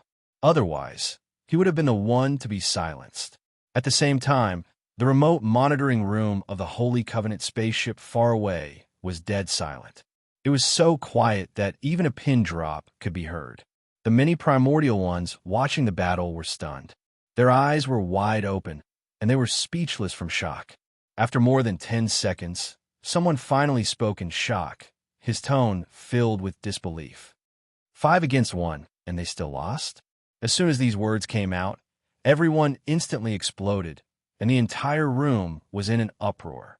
This is the strength of a modern beyond grade, eh? From the looks of it, he seems to be doing it with ease. Pangan's group of 5 couldn't even find out his limit. What's his energy rank? 80,000? 90,000?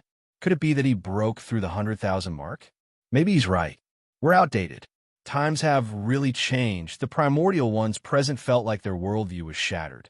At first, they thought that Black Star was just showing off, but in the end, they realized that he was really strong. They felt like their faces had been slapped. Luckily, they were only watching the battle behind the scenes and did not have to care about their faces. In their eyes, a loss was a loss, and a loss was a loss. Naturally, they did not take the result of a draw seriously. Thinking back to what Black Star said before the battle, They felt like eggplants that had been hit by frost. Their confidence took a huge hit, and their sense of superiority as primordial ones was completely destroyed. It seemed like he really was not boasting. He taught them a lesson and helped them recognize reality. The people present had no choice but to accept this reality. The arrogance, and other mentality they had when they first revived quickly disappeared, turning into caution, modesty, and caution. The only problem was that the effect was too good. Many people's mentality had fallen to the other extreme. Black Star is only the vice president of the Beyond Grade A Association. The internet says that there are many beyond grade as in the same echelon as him, so they should have similar strength. TSK, the modern era is too scary. Among the crowd, some of the primordial ones who originally planned to start afresh started to think about retreating, deeply doubting whether they had the capital to start afresh. Originally, the goal of some people's revival was to avoid the exploration-era war and come to the peaceful era to develop a new organization with their own strength and obtain great power. However, Han Zhao's performance today gave them the wrong impression that there were experts like him everywhere.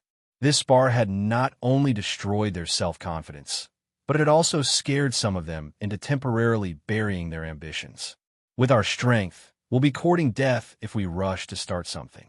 It's better to train in seclusion for a few decades first. We won't come out until we catch up with the times.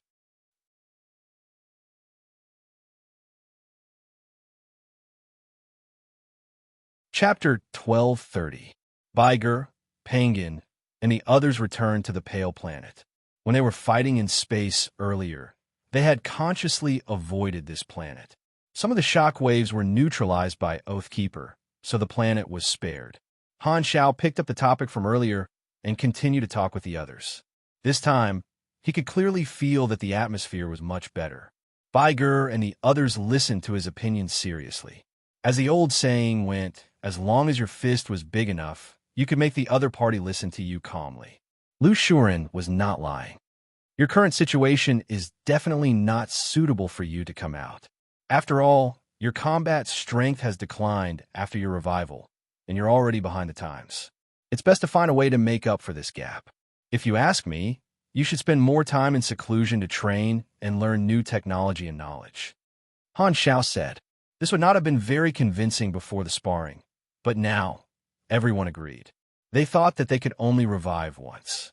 Now that they had the chance to make up for their regrets, fulfill their ambitions, and climb to the top, they naturally cherished it and wanted to make sure nothing went wrong. This was a rare opportunity. These primordial ones were all patient.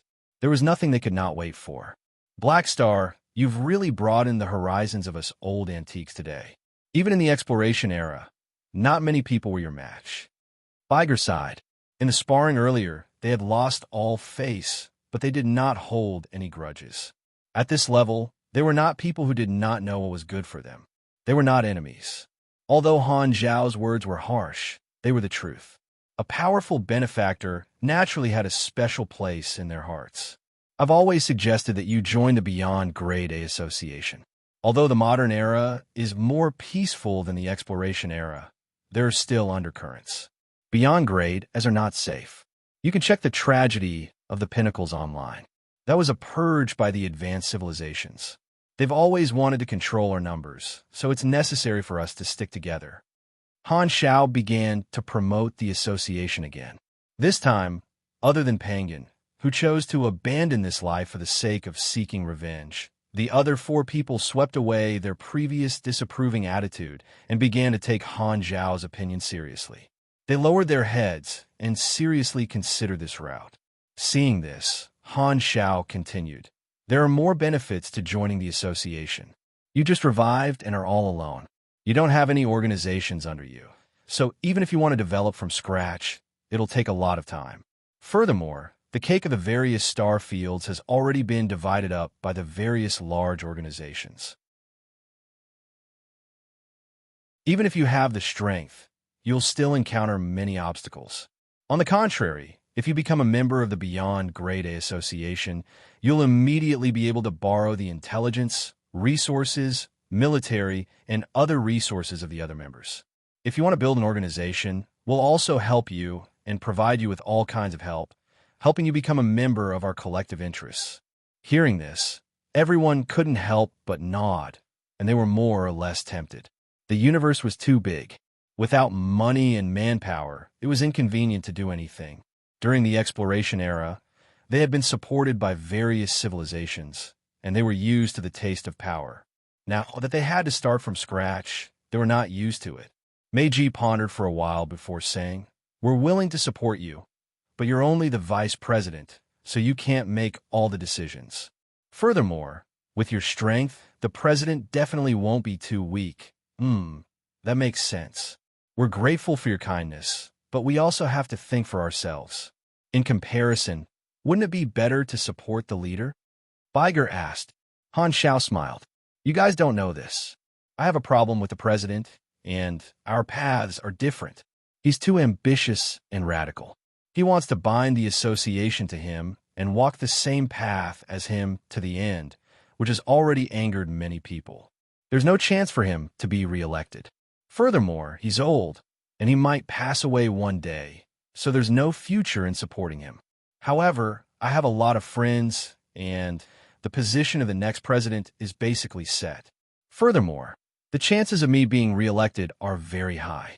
Investing in me is the best choice. I'm not boasting about this information. You guys can read it online. By the way, he was defeated by me.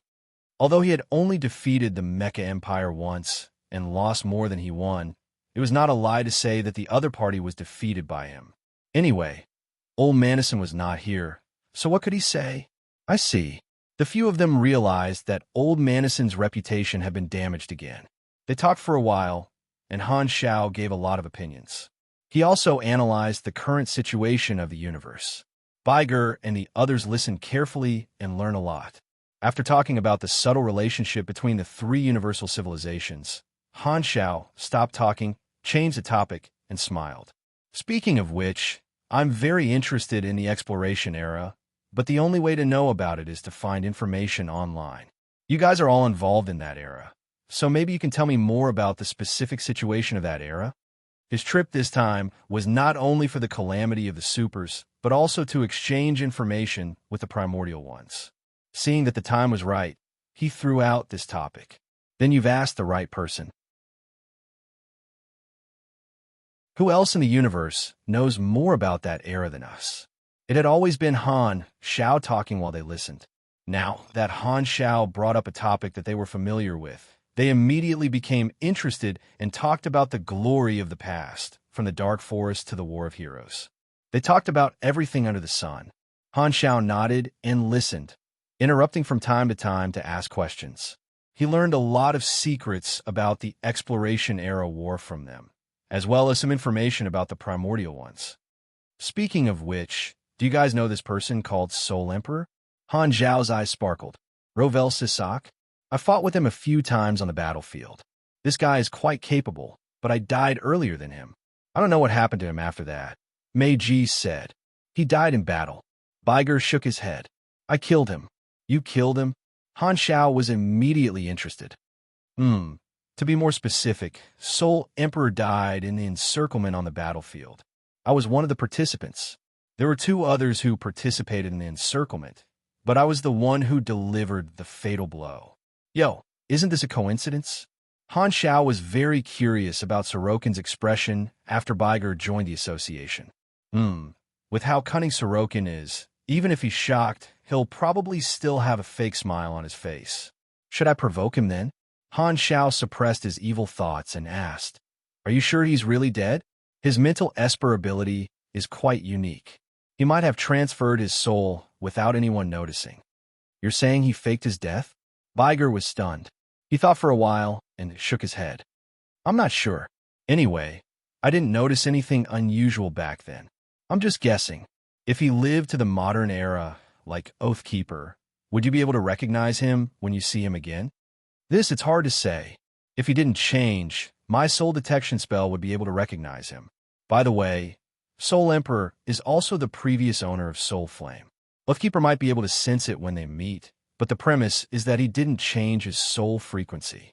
That's usually a unique sign. Hearing that, Han Xiao rubbed his chin and started to think. Sorokin is an expert in the mental game. He shouldn't have left such a flaw, but that might not be the case.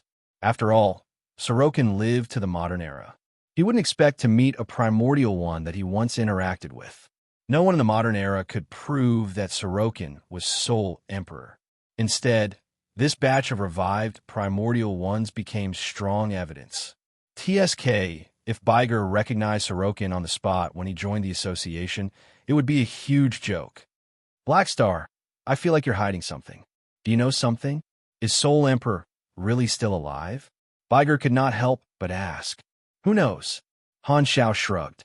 He had not decided if he should expose Sorokin's identity. Now was not the time to maximize his benefits. He paused and asked, by the way, there was a pair of sisters in the exploration era who had the Esper abilities of life and death respectively. What do you think of them? Nerkes and Eros. These sisters are very strong. They created the underworld. Not many people are willing to mess with them. Pangan found a chance to interject. What's the underworld? Han Xiao pretended that he did not know. It's also a way to revive, but it has more disadvantages. You'll become a vassal of the two sisters. A few of them explained. Oathkeeper listened for a while and said hesitantly, back then, many primordial ones were looking for a way to revive. We chose the Holy Covenant, and some placed their hopes on the underworld. However, Mei Ji shook her head. Let me say it. Those two sisters studied the concept of life and death until they became obsessed. They're very unreliable. We once invited them to join the Holy Covenant, but they rejected us and then cut off contact. I don't know what happened to them. They should be dead. Not just dead. You wouldn't believe it even if I told you. They actually committed suicide. Han Xiaoxin complained his mind. Suddenly, his body paused as he realized something. When he first heard about the underworld from the landlady, he did not know about the sanctums, but now it seemed was the act of the two sisters leaving behind information form Esper ability, seeds equivalent to them grabbing the information of their own Esper abilities from the sanctums, allowing these two Esper ability seeds to pass down their life's understanding. Han Technician was shocked. The more he thought about it, the more he felt that the inside story was not simple. Could it be that the reason the two sisters committed suicide was actually that they had discovered some clues about the Sanctum revival and wanted to revive immediately after committing suicide to confirm their thoughts and confirm that this path was correct? Perhaps they failed in the end and only left behind the information of their Esper abilities, unable to revive themselves. Then, thinking about Kasui's situation, could it be affected by the God's trait transformation mission? Before they completely died, the two sisters mentioned the word legacy in their last words. Could it be that they were not only referring to the Esper ability seeds, but also the great reboot and the universe's iteration? Thinking deeper, with Hela, Aurora, or the underworld as a medium, could it be possible to revive Nerkes and Eros using the sanctums? If it failed, did it not mean that they were still alive in some way? Han Xiao secretly took a deep breath, feeling extremely terrified. Suppressing the surprise in his heart, he changed the topic and continued to chat with the group. Everyone chatted for a while more. Seeing that the conversation was about to end, Han Xiao interrupted with a smile. That's all for today. I've already conveyed my opinion. We can be considered acquaintances now. If you need any help in the future, feel free to come to me. Keep in touch. Hearing this, everyone nodded and expressed their friendliness. Han Xiao bade farewell to them one by one. Then, he put on the king mechanical suit and disappeared out of thin air in a flash. Now that the main character was gone, Biger and the others looked at each other. Let's leave too. Blackstar is right. I'm going to go back and focus on training. With such a good opportunity, I'll continue to seek breakthroughs. Hopefully, I can return to my peak strength, someone said. I don't plan to come out for 40 years. I'll just stay in the Holy Covenant. Hearing the discussion of his friends, Oathkeeper smiled with relief. His friend's mentality was finally corrected by Blackstar. My efforts were not in vain. The fist is the last word completed. Your actions have won the respect of the primordial ones. The results are remarkable and will have an unknown impact on the future. Rating: Unbelievable plus 20 May G favorability to you plus 20 trip favorability to you plus 20 penguin favorability to you. You have received 2,400,000 billion EXP, 8 random rewards, and 3 blank character summon cards. You have received 10 awakening points. You have received 1, the third sanctum, fragment. You have received the talent, elderly killer. This, Han Xiao was speechless. The rewards were very generous. There were very few missions that directly rewarded awakening points, and even gave him a new talent. The effect of the talent was quite good. Just like Fearless Heart, it increased his basic attack power. But there are too many points to complain about. I beat up a bunch of primordial ones, so I became the elderly killer. Is this the rhythm of punching the Nanshan nursing home for the elderly? Also, I can understand adding a point to attack power, but what the hell is with increasing CHA? Do they think that my fighting posture is extraordinary, and they're cheering loudly while getting beaten up? Have they all become masochists? Han Zhao's soul of complaining burned fiercely, and it took him a lot of effort to suppress it. Putting aside these points, the triggering mechanism was quite suitable for him. Among the current beyond grade, as there did not seem to be anyone younger than him. What a weird ability, and it seems to go against the traditional virtue of respecting the old and loving the young. Han Xiao shook his head helplessly. He carefully looked at the rewards before closing the interface and thinking about the impact of this trip. This time, I beat up the primordial ones and destroyed their arrogance. This way, they should be able to keep a low profile and develop for a long time. The calamity of the supers will be delayed because of this. I could be at ease for a while. Han Xiao let out a sigh of relief. He had a lot of things to do now, such as researching technology treasures, expanding the army, collecting the sanctum keys, and so on. What he lacked the most was time. The later the calamity of the supers broke out, the better it would be for him. It would be best if it appeared after he became the next president of the Beyond Grade A Association. That way, his position would be very stable, and it would be easier for him to guide the direction of the calamity of the supers. Currently, the 3 universal civilizations and the Supercluster Alliance were fighting, and the universe was in turmoil. However, for the Beyond Grade, as it was a stable period, there were no external conflicts, so it was a good time for them to keep a low profile and develop, promoting the integration of the association's interests. After all, the Beyond Grade A Association had only been established for a few years, and their career had just started. There were too many things that needed to be done. It's time for them to properly develop for a while. Han Xiao thought to himself. At the same time, Manison and Sorokin, who were in different places, suddenly felt a chill run down their spines. Strange, I keep feeling like something bad is going to happen. Sorokin felt uneasy, and more than 10 guesses flashed through his mind. Manison's reaction was much more direct. It must be Black Star, that little brat, making things up behind my back again. P.S. Here's a copy of my friend's book, Commoner's Path is King. The author is an old author, so the quality is guaranteed. If you're interested, please take a look.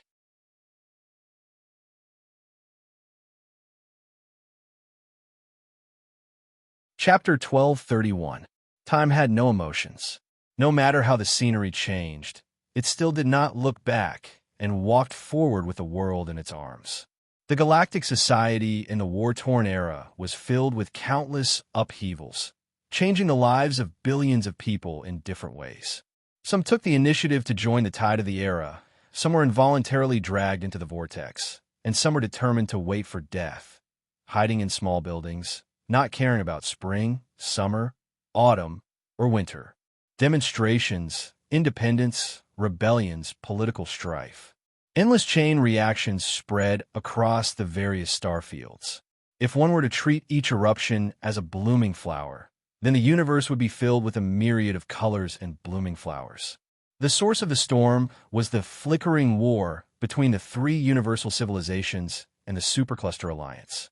After the disappearance of the Immortals, the war became more and more intense, gradually transitioning from a proxy war to the participation of the regular army. Even if both sides tacitly maintained a low-intensity war, the large group war of the advanced civilizations was not something that ordinary organizations had the ability to participate in. The front lines of the fourth exploration phase almost became forbidden zones. When the war machines of the advanced civilizations were activated, it was a vast power that was completely different from the strength of an individual. It was as if they had conquered the universe. Facing the attacks of the regular army of the three universal civilizations, the Supercluster Alliance gradually lost ground due to the limited supply line. Their territory was taken away time and time again, and their front line was constantly shrinking. However, in this tide of the era, the Beyond Grade as were able to remain unmoved, and their days were very comfortable. They kept a low profile and developed with each other, slowly perfecting the interest network of the association, allowing the Beyond Grade A organizations of various industries to connect and form a huge interest network. Han Xiao pretended not to see the intense fighting outside and announced that he would go into seclusion early on. Other than the regular Beyond Grade A meetings, he basically did not go out and stayed in the factory to study Jay's technology treasures. The Black Star Army's operations were already on the right track. The various departments were operating on their own and did not require his attention. The Army used its own resources in cooperation with many parties to silently expand the various star fields and grow stronger.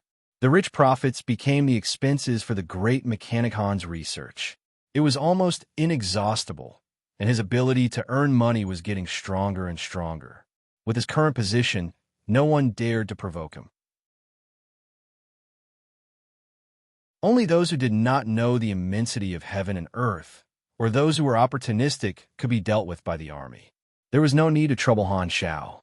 The primordial ones of the Holy Covenant organization were all in seclusion. Manison, Sorokin, and the others with grudges were also busy with their own matters. No one disturbed him. In this harmonious environment, the Han technician was finally able to settle down and research the technology that he had been researching behind closed doors for several years. During the research period, he even won the Stewart Peace Prize once and gained 1 legend point, maintaining the popularity of public opinion for a period of time. High-level life forms had a different sense of time. They could extend 1 second subjectively by many times, and they could also pass 10 days to half a month in the blink of an eye. Therefore, Han Xiao never felt bored as he wandered in the sea of knowledge. He was becoming more and more patient. The situation in the universe was constantly changing, and the days passed in the flames of war. In the blink of an eye, it was Galaxy Calendar 738. In the Central Galaxy, in the territory of the Red Empire, in a secret military training base. All the classes were stopped today. All the students and instructors gathered in the largest square, looking up at the large virtual screen that covered the sky. The screen was divided into dozens of small windows, each showing a different image. Most of them were monitoring a glowing figure from different distances and angles. One of the most macroscopic images showed a spherical mechanical satellite with energy circuits all over it, extending out densely packed chimney-like devices. Part of it was constantly absorbing the ubiquitous dark energy in the universe, while the other part was spitting out incandescent plasma energy. The energy circuits on the surface flickered nonstop, as if it was breathing, as if it was some kind of energy circulation and conversion equipment. If the people in the square looked at the other side of the sky, they would see several similar satellites floating above the base. One of them was operating, and it was the individual in the image. This was the supporting facility of the training base. Its official name was High Energy Life Form Sublimation Device, but the students called it Energy Gathering Tower. It had a single purpose, which was to create a special environment through a specific energy conversion and accumulation method. It was used to help Calamity grades take the crucial step and slightly increase their chances of breaking through to the Beyond Grade A realm. Normally, this device would not be used even once in many years. Now it finally welcomed a qualified user, the famous god in the base. After training in the base for many years, he had finally completed the accumulation. The quantitative change had reached a qualitative change, and he had officially taken the next step. All the students and instructors came over to watch. They held their breaths and waited for the birth of a new beyond grade A. In the image, the glowing figure was in the center of the energy vortex created by the device. His body swallowed the energy around him like a whale, pulling out colorful energy streams. The texture was like a fluttering gauze, but also like changing smoke. It looked dreamy. After who knew how long, the figure seemed to have reached a saturated state and gradually stopped absorbing energy. The brightness of his body decreased, and all the energy was locked in his body, no longer being released. The next moment, God opened his eyes, and light shot out from his eyes. A second later, he retracted it.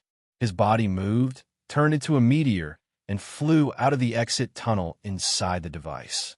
Under everyone's gaze, he descended from the sky and hovered above the crowd. He did it. Deafening cheers rose from the square. Everyone present had witnessed the birth of a beyond grade A. They were all extremely excited. This time, God controlled his body to descend. As soon as he landed, the manager and chief instructor of the base came up to him with wrinkled faces. Congratulations on stepping into the beyond grade A realm. You did not disappoint the dynasty. Back then, the two of them thought that God would have a chance of breaking through to the beyond grade A realm in 2 to 8 years. Now, God had succeeded in 4 to 5 years. The promotion process was much smoother than they had imagined. Their guess had come true, and they were happier than anyone else. God moved his fingers as if he was familiarizing himself with his new strength. He casually asked, "The upper echelons of the dynasty should want to see me, right? When?" "Yes, the ruler is already waiting for you. Lead the way." God's tone was indifferent. The students present were chased away by the instructors. God changed his clothes and followed the manager to a high-class remote communication room. Then, the manager left, leaving God alone in the room. God operated the communication device, turned on the remote projection, and entered the preset channel. The next moment, his vision changed, and he was already in the ruler's office. He immediately saw Unravel, who was sitting, and Claudia, who was standing. "Congratulations on becoming a beyond grade A. The dynasty is proud of you." Unravel's tone was kind. "Hello, Your Excellency, ruler." God nodded. "You've done well. The speed of your growth exceeded our expectations." Unravel gave him some encouragement. This was the patriotic education that every direct beyond grade A had to receive to encourage them to serve the dynasty. After chatting for a while, Unravel quickly got down to business. "Regarding your authority, benefits, and position, the dynasty will adjust it as soon as possible. Do you have any thoughts about your position?" "My strength is not consolidated yet, so I don't want to take on a position for the time being. In the future, I feel that my ability is very suitable for scientific research. I hope to work in the dynasty's Academy of Science." God smiled faintly. The dynasty will consider your opinion." Unravel nodded. This time, God narrowed his eyes and said, "Speaking of which, I'm already a beyond grade A. I wonder if we can start the plan for the evolution cube." Hearing this, Unravel paused. Many years ago, the dynasty's upper echelons had secretly planned a plan, which was to wait for God to step into the beyond grade A realm before using his Esper ability to analyze the energy structure of the evolution cube. This way, there would be a chance to secretly crack part of the principles of the evolution cube, allowing the dynasty to obtain the technology as insurance. However, plans could not keep up with changes. In the past few years, the Black Star Core had been developing rapidly, and the cost of risks had been increasing. After Black Star became the special security advisor of the 3 universal civilizations, this plan was put on hold indefinitely. Unravel was silent for a few seconds before shaking her head. "This plan will not be implemented for the time being. We don't want to have any conflicts with Black Star, even if the chances are very low." God narrowed his eyes and asked, "All right, then do I still receive the baptism of the evolution cube?" "Yes. If you want it, submit an application." We'll arrange for you to be in the next fleet to go to the flickering world, to find Black Star, to receive the baptism of the evolution cube." As she spoke, Urinril paused before adding, "When you reach the flickering world, make a trip to Planet Finn and join the Beyond Grade A Association. The dynasty needs more direct members in the association to help keep an eye on their movements." God's eye sparkled. "Okay, I'll go." The two of them continued to communicate for a while before ending the communication. From a beginning to the end, Claudia did not speak at all. He was like a statue. Deactivating the remote projection, God returned to his room. His eyes flickered. No one knew what he was thinking. He stood there and thought for a while. Just as he was about to push open the door and leave, his private communicator suddenly rang. He received an encrypted communication request. It was from Beccarodi. God had been in contact with the hardliners for a long time. Beccarodi was one of the upper echelons of the hardliners in the military. After the plan was put on hold, the two of them had not contacted each other for a long time. God was curious about the other party's intentions. Very soon, the communication was connected. "God, it's me. What's the matter? Congratulations on becoming a Beyond Grade A. Do you still remember the original plan? Everything will proceed as usual. When you receive the baptism of the evolution cube, use your ability to analyze the principles of the evolution energy." In the encrypted channel, Beccarodi's voice was very blurry. "Oh, that's not what the ruler said." God was interested. Beccarodi seemed to have expected this. He lowered his voice and said, "The flickering war won't last long." This answer did not seem right, but God understood what the other party meant. Now, everyone in the dynasty knew that Urinril was about to step down, and this would definitely happen after the war ended. By then, the new ruler would take over and complete the transition of the highest authority. Therefore, at the end of her term, Urinril's control over the upper echelons would inevitably slip. The identity of the new ruler was strictly confidential to the outside world, but it was not a secret to people at Beccarodi's level. Although God did not know the identity of the new ruler, he was 80% sure that Beccarodi had asked him to continue with the plan to analyze the evolution cube, because he had received the new ruler's permission. Through this, God could vaguely see that the next ruler seemed to have a stronger desire for control. No wonder he was with the hardliners. From another perspective, perhaps the new ruler did not wish to carry out such a risky plan during his term, so he transferred the risk to the end of the previous ruler's term. God narrowed his eyes and pondered for a while before slowly saying, "Got it. I'll think of something." "Very good. It's up to you." Beccarodi's words were concise and comprehensive as he hung up the phone. God did not take this matter to heart at all. He looked like he was reminiscing about something. He played with the communicator in his hand with an inexplicable emotion in his eyes. Black Star were finally going to meet again. A few days later, in the army commander's private factory in Black Star Palace, Han Shao, who was adjusting the machinery, suddenly received a report from Philip. "Master, I've received the dynasty's new list of people to be baptized by the evolution cube." Han Shao did not even look up. He focused on operating the machine and casually said, "Is there anyone worth paying attention to?" "Yes, there's a new dynasty direct beyond grade A on the list this time. His name is God." Han Shao suddenly stopped what he was doing. "God." He put down the work in his hands, opened the list, and looked at God's basic information. His eyes narrowed, and memories surfaced in his mind. "I think I met him a few times when we were fighting the Kundi race a few decades ago. I have some impression of him. I think he was just an adjutant back then. Strange, this guy actually became a Beyond Grade A super. There was no such person in my previous life. Could it be my butterfly effect again?" Han Zhao's lips curled up. "Interesting. When this guy arrives, I'll go and find out what's going on." Anyway, no matter who the other party was, since there was no such Beyond Grade A in his previous life, it meant that there were secrets on this person. He might even encounter a hidden mission, so there was no reason for him to let it go.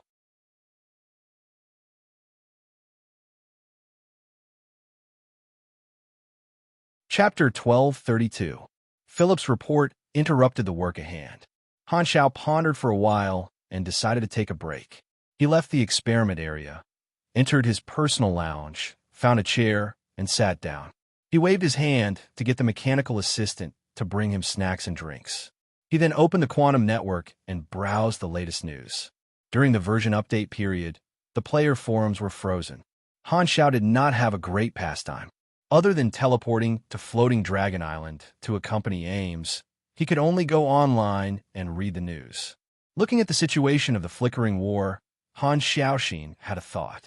Yo, it's already at this stage. The Supercluster Alliance can't hold on for much longer. Looks like they still can't change their fate. The end of the war is just around the corner. Because of the butterfly effect, Han Xiao could not accurately predict when the flickering war would end. However, judging from the current situation, it would probably end in 2 to 3 years. The Supercluster Alliance would not be able to hold on for much longer. The flickering war started in Galaxy Calendar Year 732, and it had been 6 years since then. This was more or less as he had predicted. The war would last at least 3 to 5 years. Although the early outbreak of the Intelligent Plague gave the Supercluster Alliance more time to prepare, there were still too many unfavorable factors. The Supercluster Alliance was fighting a defensive war, and their war zone was far away from their homeland.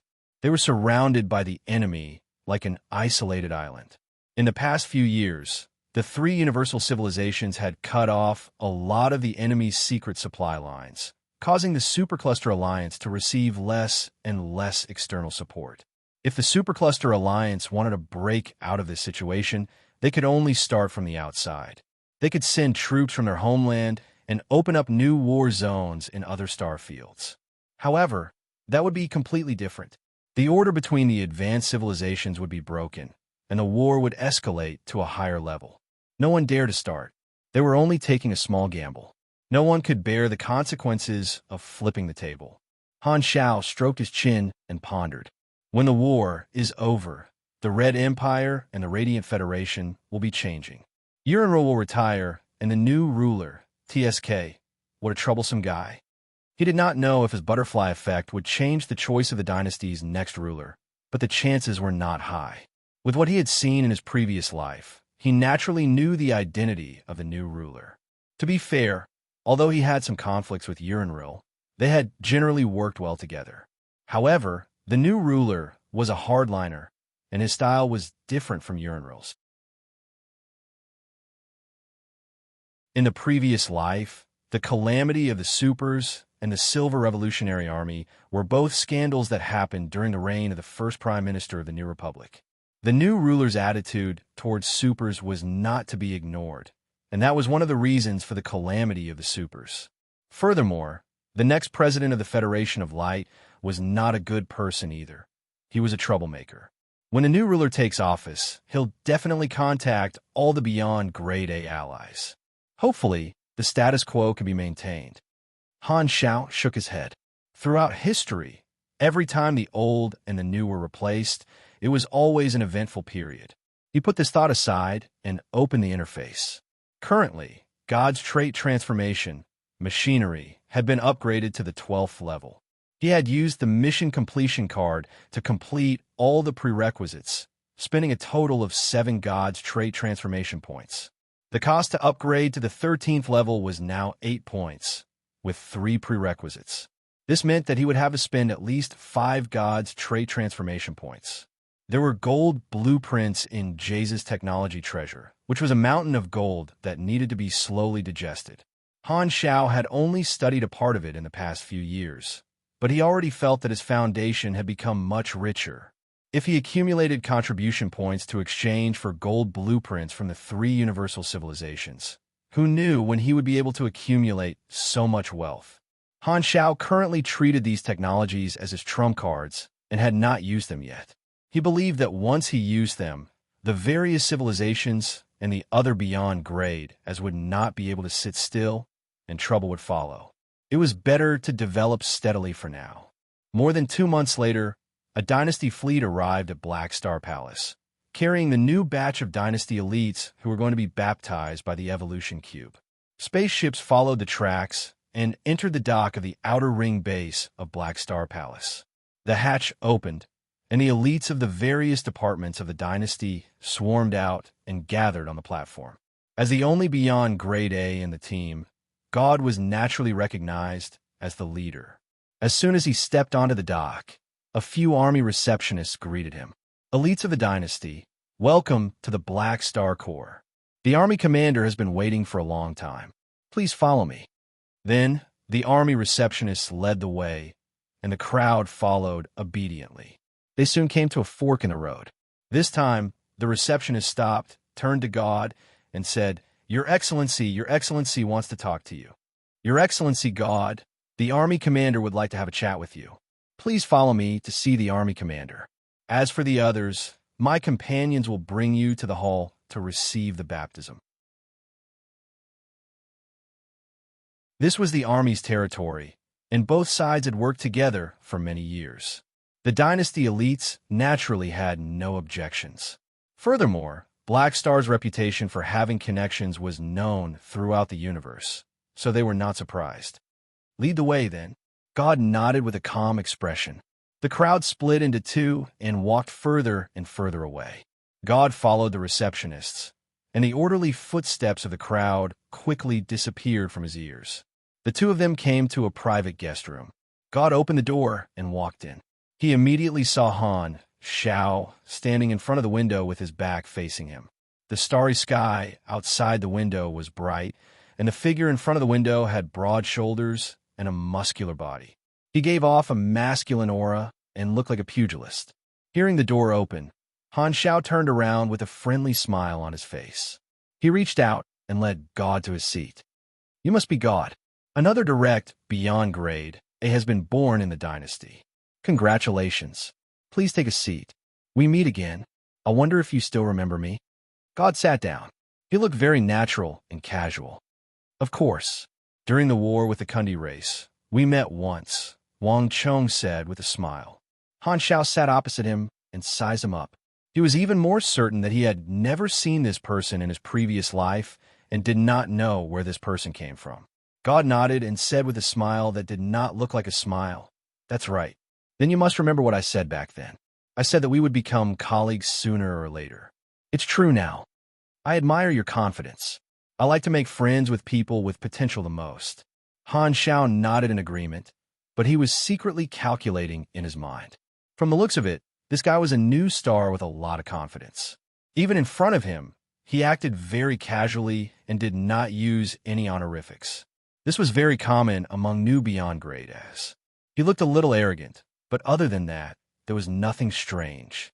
In the dynasty's database, the biographical information of the direct beyond grade As were all confidential. With Han Zhao's authority as an ally, he could only look at some basic information. However, God's information was very clean. No matter how he looked at it, he was a legitimate member of the dynasty. Han Xiao was curious because there was no such person in his previous life. However, his suspicions were limited to God's background. He did not have any other doubts for now. God was a direct member of the dynasty, so he had no right to interrogate him. With Han Zhao's personality, he naturally would not make an enemy out of a colleague just to satisfy his curiosity. Following that, the pace of the conversation entered the normal mode of socializing. The two of them went back and forth, chatting happily. After a while, Han Xiao felt that it was about time. He smiled and asked, I'm a little curious about what your ability is. Are you willing to tell me? My ability will be known by the world sooner or later, but before that, let me keep a secret for a while. This is also the dynasty's request. God chuckled and declined. Seeing this, Han Xiao did not force him, but he did not give up. He secretly made up his mind to poke God. After chatting for a while, God took the initiative to stop talking. He chuckled and said, Black Star, let's stop here for today. The others are still waiting. I want to be baptized as soon as possible. After that, I still have to go to Planet Finn and apply to join the Beyond Grade A Association. Oh, that's easy. I'm the vice president after all. I'll help you with the procedures. Han Xiao stood up. Since you're in a hurry, I won't delay you. Let's keep in touch in the future. Then, the two of them walked out of the room side by side and came to the hall where the dynasty's elites were gathered. Everyone had been waiting for a long time. Han Xiao said a few words to encourage everyone. He then raised his hand, and the evolution cube floated up and spun. He entered the secret order to activate it, and the pitch-black evolution energy suddenly flowed out like a tide, sweeping through everyone in front of him. Crack, crack, crack. The energy materialized, and black cocoons appeared in the hall. God was among them. The hall immediately quieted down. Only Han Xiao could move freely. Hee, little guy, you can't move anymore, right? You're still at my mercy now. Han Xiao chuckled and put away the evolution cube.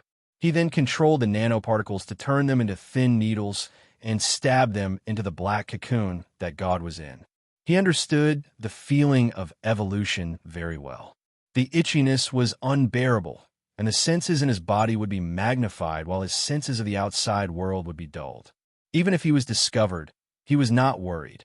After all, he had the final say. This was a small matter that could be easily fooled. Combat information popped up on the interface. Han Xiao browsed through it carefully. Name God level. Yo, level 240? Great potential, the same level as me back then. Whoa, this guy's ability is energy control. This is one of the top abilities on the super high-risk Esper abilities list. It actually exists. No wonder he was so secretive. This ability can counter almost all classes. Han Xiao was secretly surprised. There were different levels of super high-risk Esper abilities. Energy control was undoubtedly one of the top abilities, but it only existed in theory. He did not expect to see a real case. God was probably the first person in history to have this Esper ability. This ability was extremely powerful, and his potential was also at the highest level. If he continued to train normally, he would probably reach the peak beyond great soon. No wonder the dynasty spent so much effort to nurture him and keep his secret. This kid really had a bright future ahead of him. In a battle between beyond grade, as the ability itself was also the deciding factor. If God and Claudia were on the same level, God's chances of winning would be more than 90%. This was the advantage of his ability. Energy control countered almost all supers. Be it psychic, magic, primordial psionic energy, or dark energy, they were all within the range of this ability. The only limitation was the user's own strength, which determined the upper limit of the ability. It would not be an exaggeration to say that if God grew to the peak, he would definitely be qualified to compete for the position of the strongest in the explored universe. No wonder he was so confident. Anyone with this kind of Esper ability with endless potential would have a strong sense of confidence in the future. Is the Empire really that lucky? Where did they find such a strong person? Han Xiaoxin was shocked for a while. Then he felt a little confused. That's not right. With such a terrifying Esper ability, God shouldn't have been unknown in my previous life. Could it be that he died halfway, and my butterfly effect saved him? Han Xiao continued reading with doubts, and was shocked to find that God's attributes were a little ridiculous. The other attributes matched his level, but only his intelligence and mystery attributes were crazy. One was over 9,000, and the other was 13,000. That's not right. When I just became a beyond grade A at level 240, the highest intelligence attribute I had was only over 6,000, and the second highest endurance was over 4,000. Why are his attributes so ridiculous? This is probably the standard of a normal beyond grade A around level 320. Han Xiao originally only wanted to look at God's Esper ability, but he found more suspicious and became more and more confused. He browsed through the information for a while. Then his eyes suddenly locked onto one of God's passive talents. This is Han Xiao's eyes widened. He could think of many things just from the name of this talent. There's indeed something fishy. This kid is probably not a new beyond grade A super. The secrets on him seem to be more shocking than I thought.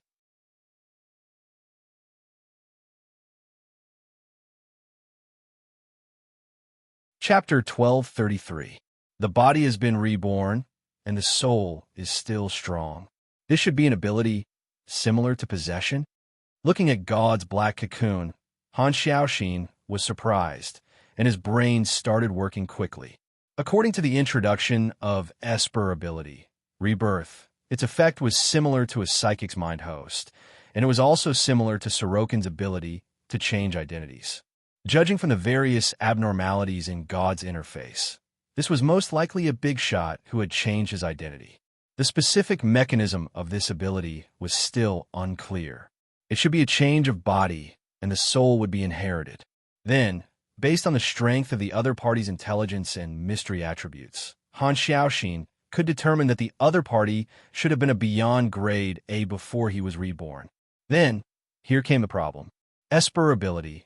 Rebirth did not seem to have any combat strength. Its uses were limited, and its growth rate was low. It should not be able to reach beyond grade A. Either the other party did not have this ability and received the help of another super who had Esper ability, rebirth, to complete the rebirth, or the other party had become a beyond grade A with Esper ability, rebirth.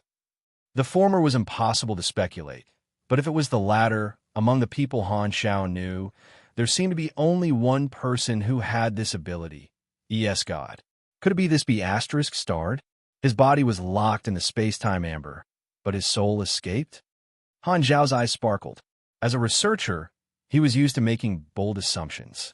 First of all, the probability of God breaking out of the space-time amber was not high, so he should have left a backup plan before he was captured.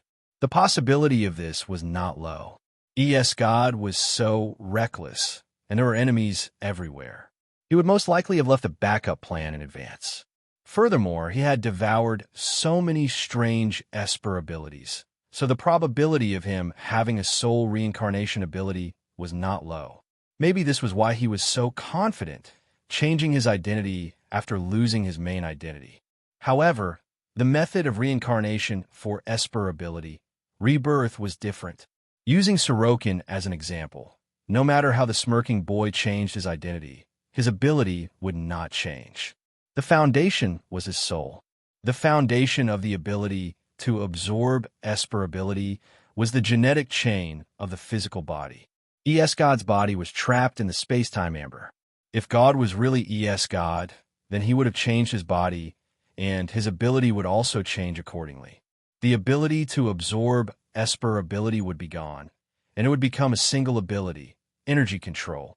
Could it be that God is a container that God secretly prepared for himself? I remember that God has been working hard on synthesizing super high-risk Esper abilities and controlling energy. Maybe this is the result of his many years of hard work.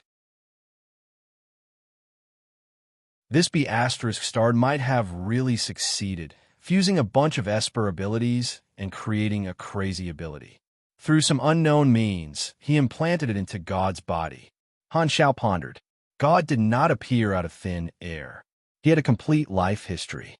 Since the dynasty was willing to nurture him, they must have confirmed his family background. If this was God's doing, then he must have started planning a long time ago. He did not know what method he used to create a clean alias. Following this hypothesis, God joining the 3 universal civilizations after reincarnating was probably not something as flashy as joining just because he couldn't beat them, but a long-term plan. The real situation might be like this. For the sake of his primitive accumulation, God committed countless sins and became enemies with the world. In the end, he synthesized a super high-risk Esper ability with unlimited potential. However, the alias God was already notorious. Even if he obtained the ability, he would never be at peace. Furthermore, the side effect of swallowing Esper abilities without restraint was that his genetic chain was overloaded. He might have planned to abandon this alias a long time ago. Therefore, God placed the synthesized super high-risk Esper ability in a container, waiting for the day to use Esper ability, rebirth. He would transfer his soul into the container and obtain a new life. With the results of his previous alias, he would join the 3 universal civilizations and be nurtured by the advanced civilizations. Han Xiao pondered. God is definitely capable of doing such a thing. He doesn't care whether he's a wanted criminal or a hitman of civilization. The division of factions is just a means to him to obtain benefits. He only has one goal from the beginning, which is to reach a higher realm The more he thought about it, the more he felt that it was possible. God had been a wanted criminal for so many years, so he definitely knew how to be cunning. This plan should only be one of God's plans. However, all of these deductions were based on the idea that God is God. In fact, the Esper ability, rebirth, talent alone could not perfectly prove this theory. What Han Xiao was doing now was just making a hypothesis and deducing the cause from the effect. Although he felt that the possibility of God being God was not low, he did not dare believe in his own imagination. He might really be someone else, and that would be a mistake. Bold hypothesis, careful verification. It's a pity that bold explorers are useless against people. Otherwise, there would be new clues. Han Xiao shook his head. No matter who the other party was, in terms of reincarnation alone, God probably did it flawlessly and did not leave any clues. He thought that no one would be able to discover it, which is why he acted so relaxed in front of me. Thankfully, my level is higher than his, so I can see all of his abilities. Maybe I'm the only one who discovered God's secret. Han Xiao did not leave. He sat at the side and waited silently, calculating in his mind. After waiting for a while, the black cocoons in the room shattered one after another. The dynasty elites completed their baptism one after another and felt refreshed. Seeing that Han Xiao was actually accompanying them here, they could not help but feel flattered. God's baptism process was the longest, and he was the last one to break out of the cocoon. How do you feel? Han Xiao acted as usual, and his tone was friendly. The effect is not bad. God glanced at Han Xiao. When I was evolving, I felt someone poke me with a needle. Was it you? Haha, don't mind it. That's a probe used to detect if the evolution process is smooth. You're a direct descendant of the dynasty, so of course I have to care about you. After all, evolution is full of randomness, and there are risks. I don't want anything to happen to you. Han Xiao smiled and found an excuse. Hearing this, God could not take it seriously. He calmly said, "Thank you for your concern. I still have to make a trip to Planet Finn, so I won't disturb you any longer." Seeing that God had expressed his intention to leave, Han Xiao did not stop him. He smiled and said, "All right, I won't keep you any longer. Let's meet in the association." Then, Han Xiao turned around and left the hall, disappearing from everyone's sight very quickly. God's eye sparkled. He followed the receptionist back to the dock and returned to the fleet with the dynasty elites. The dynasty fleet very quickly left the spaceport orbit and shot into space, quickly splitting into two. One fleet returned with the dynasty elites, and the other fleet carried God to Planet Finn deep in the flickering world. In the spaceship, God looked at the black star palace that was gradually disappearing from the porthole, and the corners of his lips curled up. "Black Star, oh Black Star, I told you we'll meet again sooner or later, but you didn't expect that when I stood in front of you again, you wouldn't recognize me and even want to be friends with me." Seeing how Black Star was being kept in the dark, God could not help but laugh in his mind. The enemy was in the light, and he was in the dark. It was a different kind of thrill to be in front of Black Star. When he was evolving earlier, he used his ability to try to analyze the evolution energy. With the advantage of his ability, he already had some ideas. As expected of a terrifying ability in theory. As long as I have time, there's a 60% chance that I'll be able to analyze the theory. Then, I'll be able to report back to the dynasty, and my status in the dynasty will rise. When the upper echelons see how useful I am in this aspect, there's a higher chance that they'll agree to my request to be transferred to the dynasty's Academy of Science. This way, I'll be able to get close to the dynasty's research results on that data. God outlined his plan in his mind, and a playful smile appeared on his face. On the other side, Han Xiao looked at the dynasty fleet from his office with sparkling eyes. I didn't alert him. God probably doesn't know that I've seen through his secret. The most important mission now is to confirm this guy's background. He's a hidden danger, Han Xiao frowned. The current situation was not good for him. God was a direct member of the dynasty, and this identity was his protective talisman. He could not act recklessly. The most important thing now was to obtain evidence to prove that there was something fishy about God. Only then would he have a good reason to attack. Otherwise, if he directly attacked and killed the new direct beyond grade A that the dynasty had high hopes for, the dynasty's reaction would be obvious. The dynasty had to give an explanation to all direct members, so they would not tolerate or compromise. If he did not give in, the worst-case scenario would be falling out with the dynasty instantly, which would destroy all his plans so far. Even if he was very useful to the dynasty now, there was no room for negotiation when it came to matters of this nature. Even if the dynasty did not want him as an ally, the dynasty would not hesitate. As long as there was no evidence, any explanation for this kind of behavior would be useless and empty words without any basis. If he really wanted to attack without any evidence, he had to do it secretly and eliminate all clues. There could not be any witnesses, no news could be leaked, and no suspects could be left behind. He could not fail. This is too risky. If there's even the slightest mistake, there'll be endless trouble. Han Xiao shook his head. Giving up the interests and connections that he had built for so long for God was undoubtedly a huge loss. Unless he had no other choice, he would definitely not do this. There was a better route now, and Han Xiao did not want to take this risk. If ES God is really God, then there's definitely something wrong with the body he left in the space-time amber. Looks like I have to apply to the dynasty and visit ES God. Han Xiao narrowed his eyes. God still had to stay in the flickering world for a while, so it would be best if he discovered the problem before he returned. Otherwise, it would be difficult to do anything when God returned to the dynasty. Ding! While he was deep in thought, there was a sudden movement on the interface. You have triggered the hidden mission, God's Secret. Mission Introduction. God is a new direct beyond grade A of the Red Empire. During your contact with him, you coincidentally discovered his abnormality. Maybe there's some shocking secret behind this. Mission requirements. Uncover God's secret reward. X1 character summon card. Randomly draw one of his abilities. Han Xiao regained his senses and looked at the interface. Triggered a hidden mission. Is it because I saw his abilities? The trigger condition is a little high. Only those whose level is higher than God can see all his abilities. Other than me, I'm afraid no one else can trigger this mission.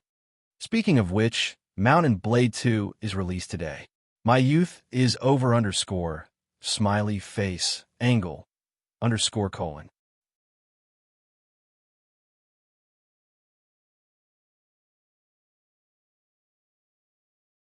Chapter 1234.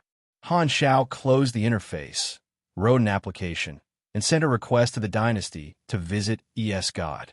Not long after, he received a reply. How dare you send my documents back? Han Xiao looked at the virtual screen in front of him with surprise. It showed the application document approved by the dynasty. There was a red stamp at the bottom right corner of the document, and the words "not approved" were written in the dynasty's language, which meant that the application was rejected. The dynasty won't let me visit ES God. What is the meaning of this? Han Xiao frowned and took out his communicator. After thinking for a while, he did not call Yunral's private line, but called the ruler's office. The communicator rang for a while and was picked up very quickly. When the contact person saw that the caller was Black Star, he transferred the line to the secretary of the ruler's office. Your Excellency Black Star, how can I help you? The secretary had a good relationship with Han Xiao and asked. It's like this. I just submitted an application to visit ES God, but it was rejected. Is this Yunral's idea? Her Excellency has been in a meeting, so it shouldn't be her. I don't know about this, and your application was not reported to us. Then, can you help me check which department did it? Okay, please wait a moment. The secretary operated the internal system for a while and used his authority to pull up the file. His tone became helpless. This is the judgment of the dynasty's main artificial intelligence, heroic soul, and the prison department. I looked at their internal notes, and the dynasty's prison location is top secret. Under normal circumstances, no one is allowed to visit. Your Excellency Black Star is even more special. You're actually on their blacklist. Why am I on the blacklist? What did I do? Han Xiao was confused. The secretary helplessly said, "You didn't do anything, but you're the only person in the world who has the ability to release ES God. Therefore, you're not allowed to visit ES God before your 500-year sentence is up." Han Shao was speechless. I was the one who helped the dynasty capture ES God, but now I don't even have the right to visit him? All right then, from the Bardi Empire's perspective, this was actually quite reasonable. Currently, I was the only one in the universe who was capable of unsealing the space-time Amber's prison. This meant that the Bardi Empire's previous captor had become the only one who could potentially release the space-time Amber. In that case, it would be quite normal for the Bardi Empire to refuse my visit. This was to avoid the greatest risk. However, even though the Empire's actions were not wrong, Han Shao couldn't help but feel a little disappointed emotionally. He thought that the application would pass smoothly, but he didn't expect to be stuck at this stage. "Can't you make an exception?" Han Shao frowned. ES God's prison management authority is very high. If you really want to visit, you can only ask the ruler for help. She has the power to forcefully pass your request, but there has to be a reasonable reason. Otherwise, the Secretary General said tactfully. Hearing this, Han Shao nodded. He had a good personal relationship with Unravel, but she would not open the back door for him unless he had a reasonable reason. After exchanging a few simple sentences, Han Shao hung up. Unravel was in a rather important meeting, and he had to wait for a while before he could contact her. He wanted to make use of this time to think of an excuse. I originally wanted to use the excuse of visiting to get close to ES God, but it won't work. Without a reason, the Empire won't allow me to get close to ES God's prison in any form. Even the prison's coordinates are confidential and can only be accessed with a certain level of authority. Han Shao clicked his tongue unhappily. The reason of visiting would not be able to convince the Empire, and if he wanted to check ES God's situation, he would have to unlock the Amber Seal. The best way was to come up with a special reason for the Empire to allow him to unlock the Amber Seal. If he could not convince them, he would probably have to imitate Old Man Manison and try to sneak into the Empire's database to steal the relevant information. While this would offend the Empire, stealing information was not too bad, and it was not to the extent of falling out with them. This could only be his backup plan. After a while, the Secretary General sent a message saying that the ruler's meeting was over. Han Shao then called Unravel's private number, and the call was quickly connected. Unravel's figure appeared on the screen. Her face was calm, and she went straight to the point. "Black Star, I heard that you came to find me just now and wanted to visit ES God. Why?" While she hit it very well, Han Zhao's observation skills were very good. He could tell that Unravel was a little tired. After thinking for a while, he said, "ES God has been locked up for decades. I want to open the prison once to check the state of ES God's soul." "Is there a need for that?" Unravel frowned. "Back then, you were the one who suggested that we set a sentence of 500 years. It's only been a few decades. With ES God's grade, his soul won't be destroyed so quickly. Opening it now will only make things more troublesome. Ahem, back then, my grade was not high enough, so my understanding of ES God's strength was limited.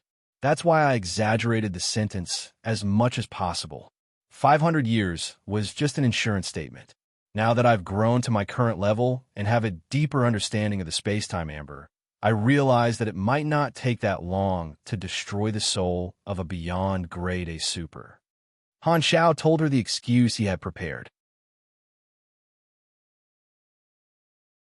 He did not have any evidence to explain his suspicion of God, and it would only make the dynasty suspicious, so he decided not to involve God.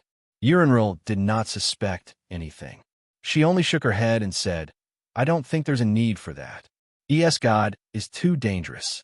I still think it's safer to lock him up for 500 years. The dynasty can afford to wait."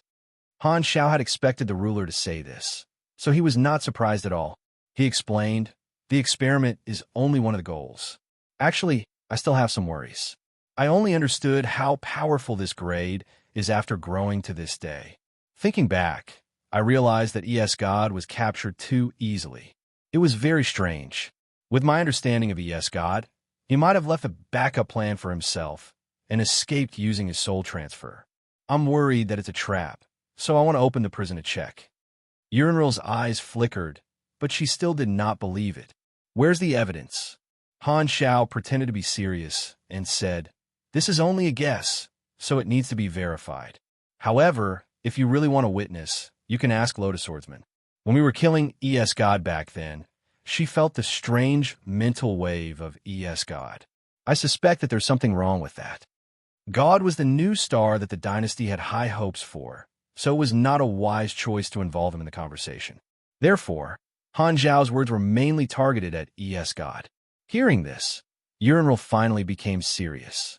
She immediately told the secretary to contact Lotus Swordsman. Lotus Swordsman came online very quickly and gave a definite answer. It had only been 30 years, so she naturally remembered what happened back then. Seeing this, Han Xiao heaved a sigh of relief. This piece of evidence could not prove anything, and everyone had taken it as a futile struggle by ES God. However, he had used it to increase his persuasiveness. If not for this, it would have been difficult to convince the ruler. After receiving the reply, Uriel fell silent. It seemed like she was analyzing the pros and cons. After a while, she looked straight into Han Zhao's eyes and said with a deep voice, Black Star, if ES God regains his freedom, can you guarantee that you can capture him? What I was able to do back then, I can do it now. Han Xiao smiled. Now that he did not have the Esper Silence character summon card, he had lost a huge trump card.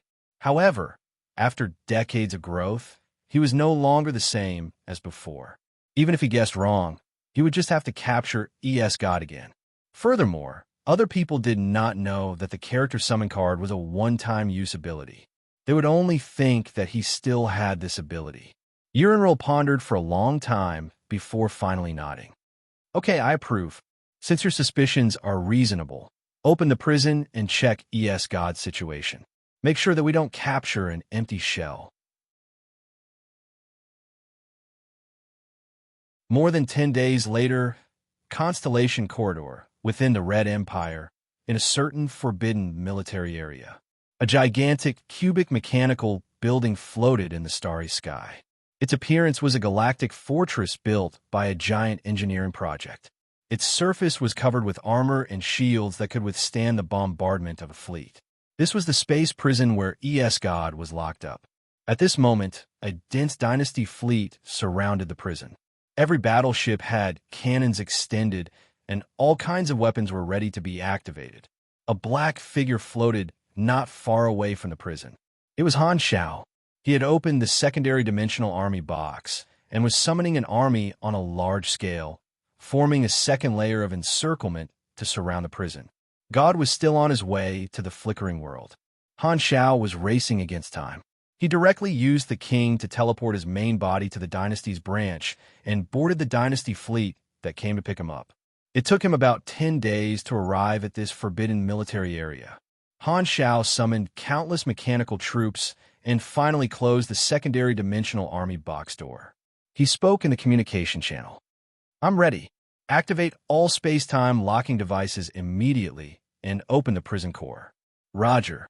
The solemn voice of the fleet commander sounded in the channel. The next moment, invisible ripples spread out with the fleet as the center. This space instantly tightened, and the space-time coefficient of this area became extremely stable, basically nullifying all space-time abilities. Then, the space prison bloomed like a flower bud. The structure opened up layer by layer, revealing the stamen. At the core was the egg-shaped cabin that stored ES God's space-time amber, tightly locked by the prison's mechanical structure. As the prison opened, the egg-shaped cabin was unlocked, and its independent power system started to operate.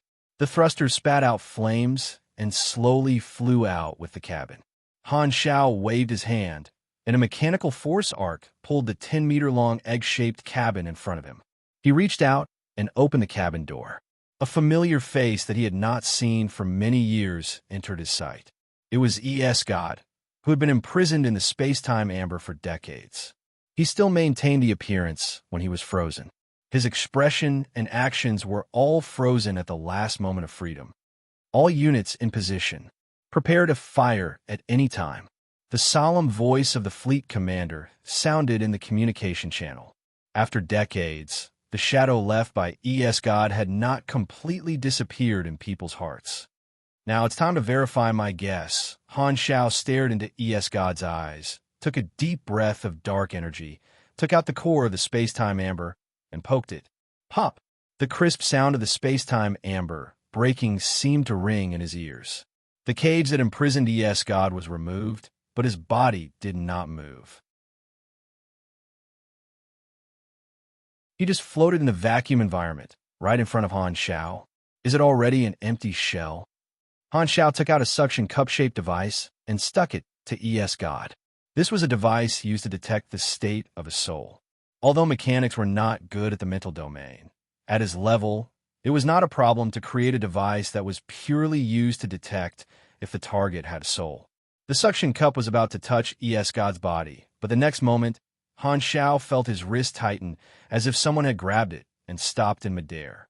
Han Shao looked up and met ES God's eyes that had regained its spirit. At the same time, a meaningful mental message entered Han Zhao's mind. I said that we would meet again sooner or later, that you're tuning in to the Warrior Lore YouTube channel.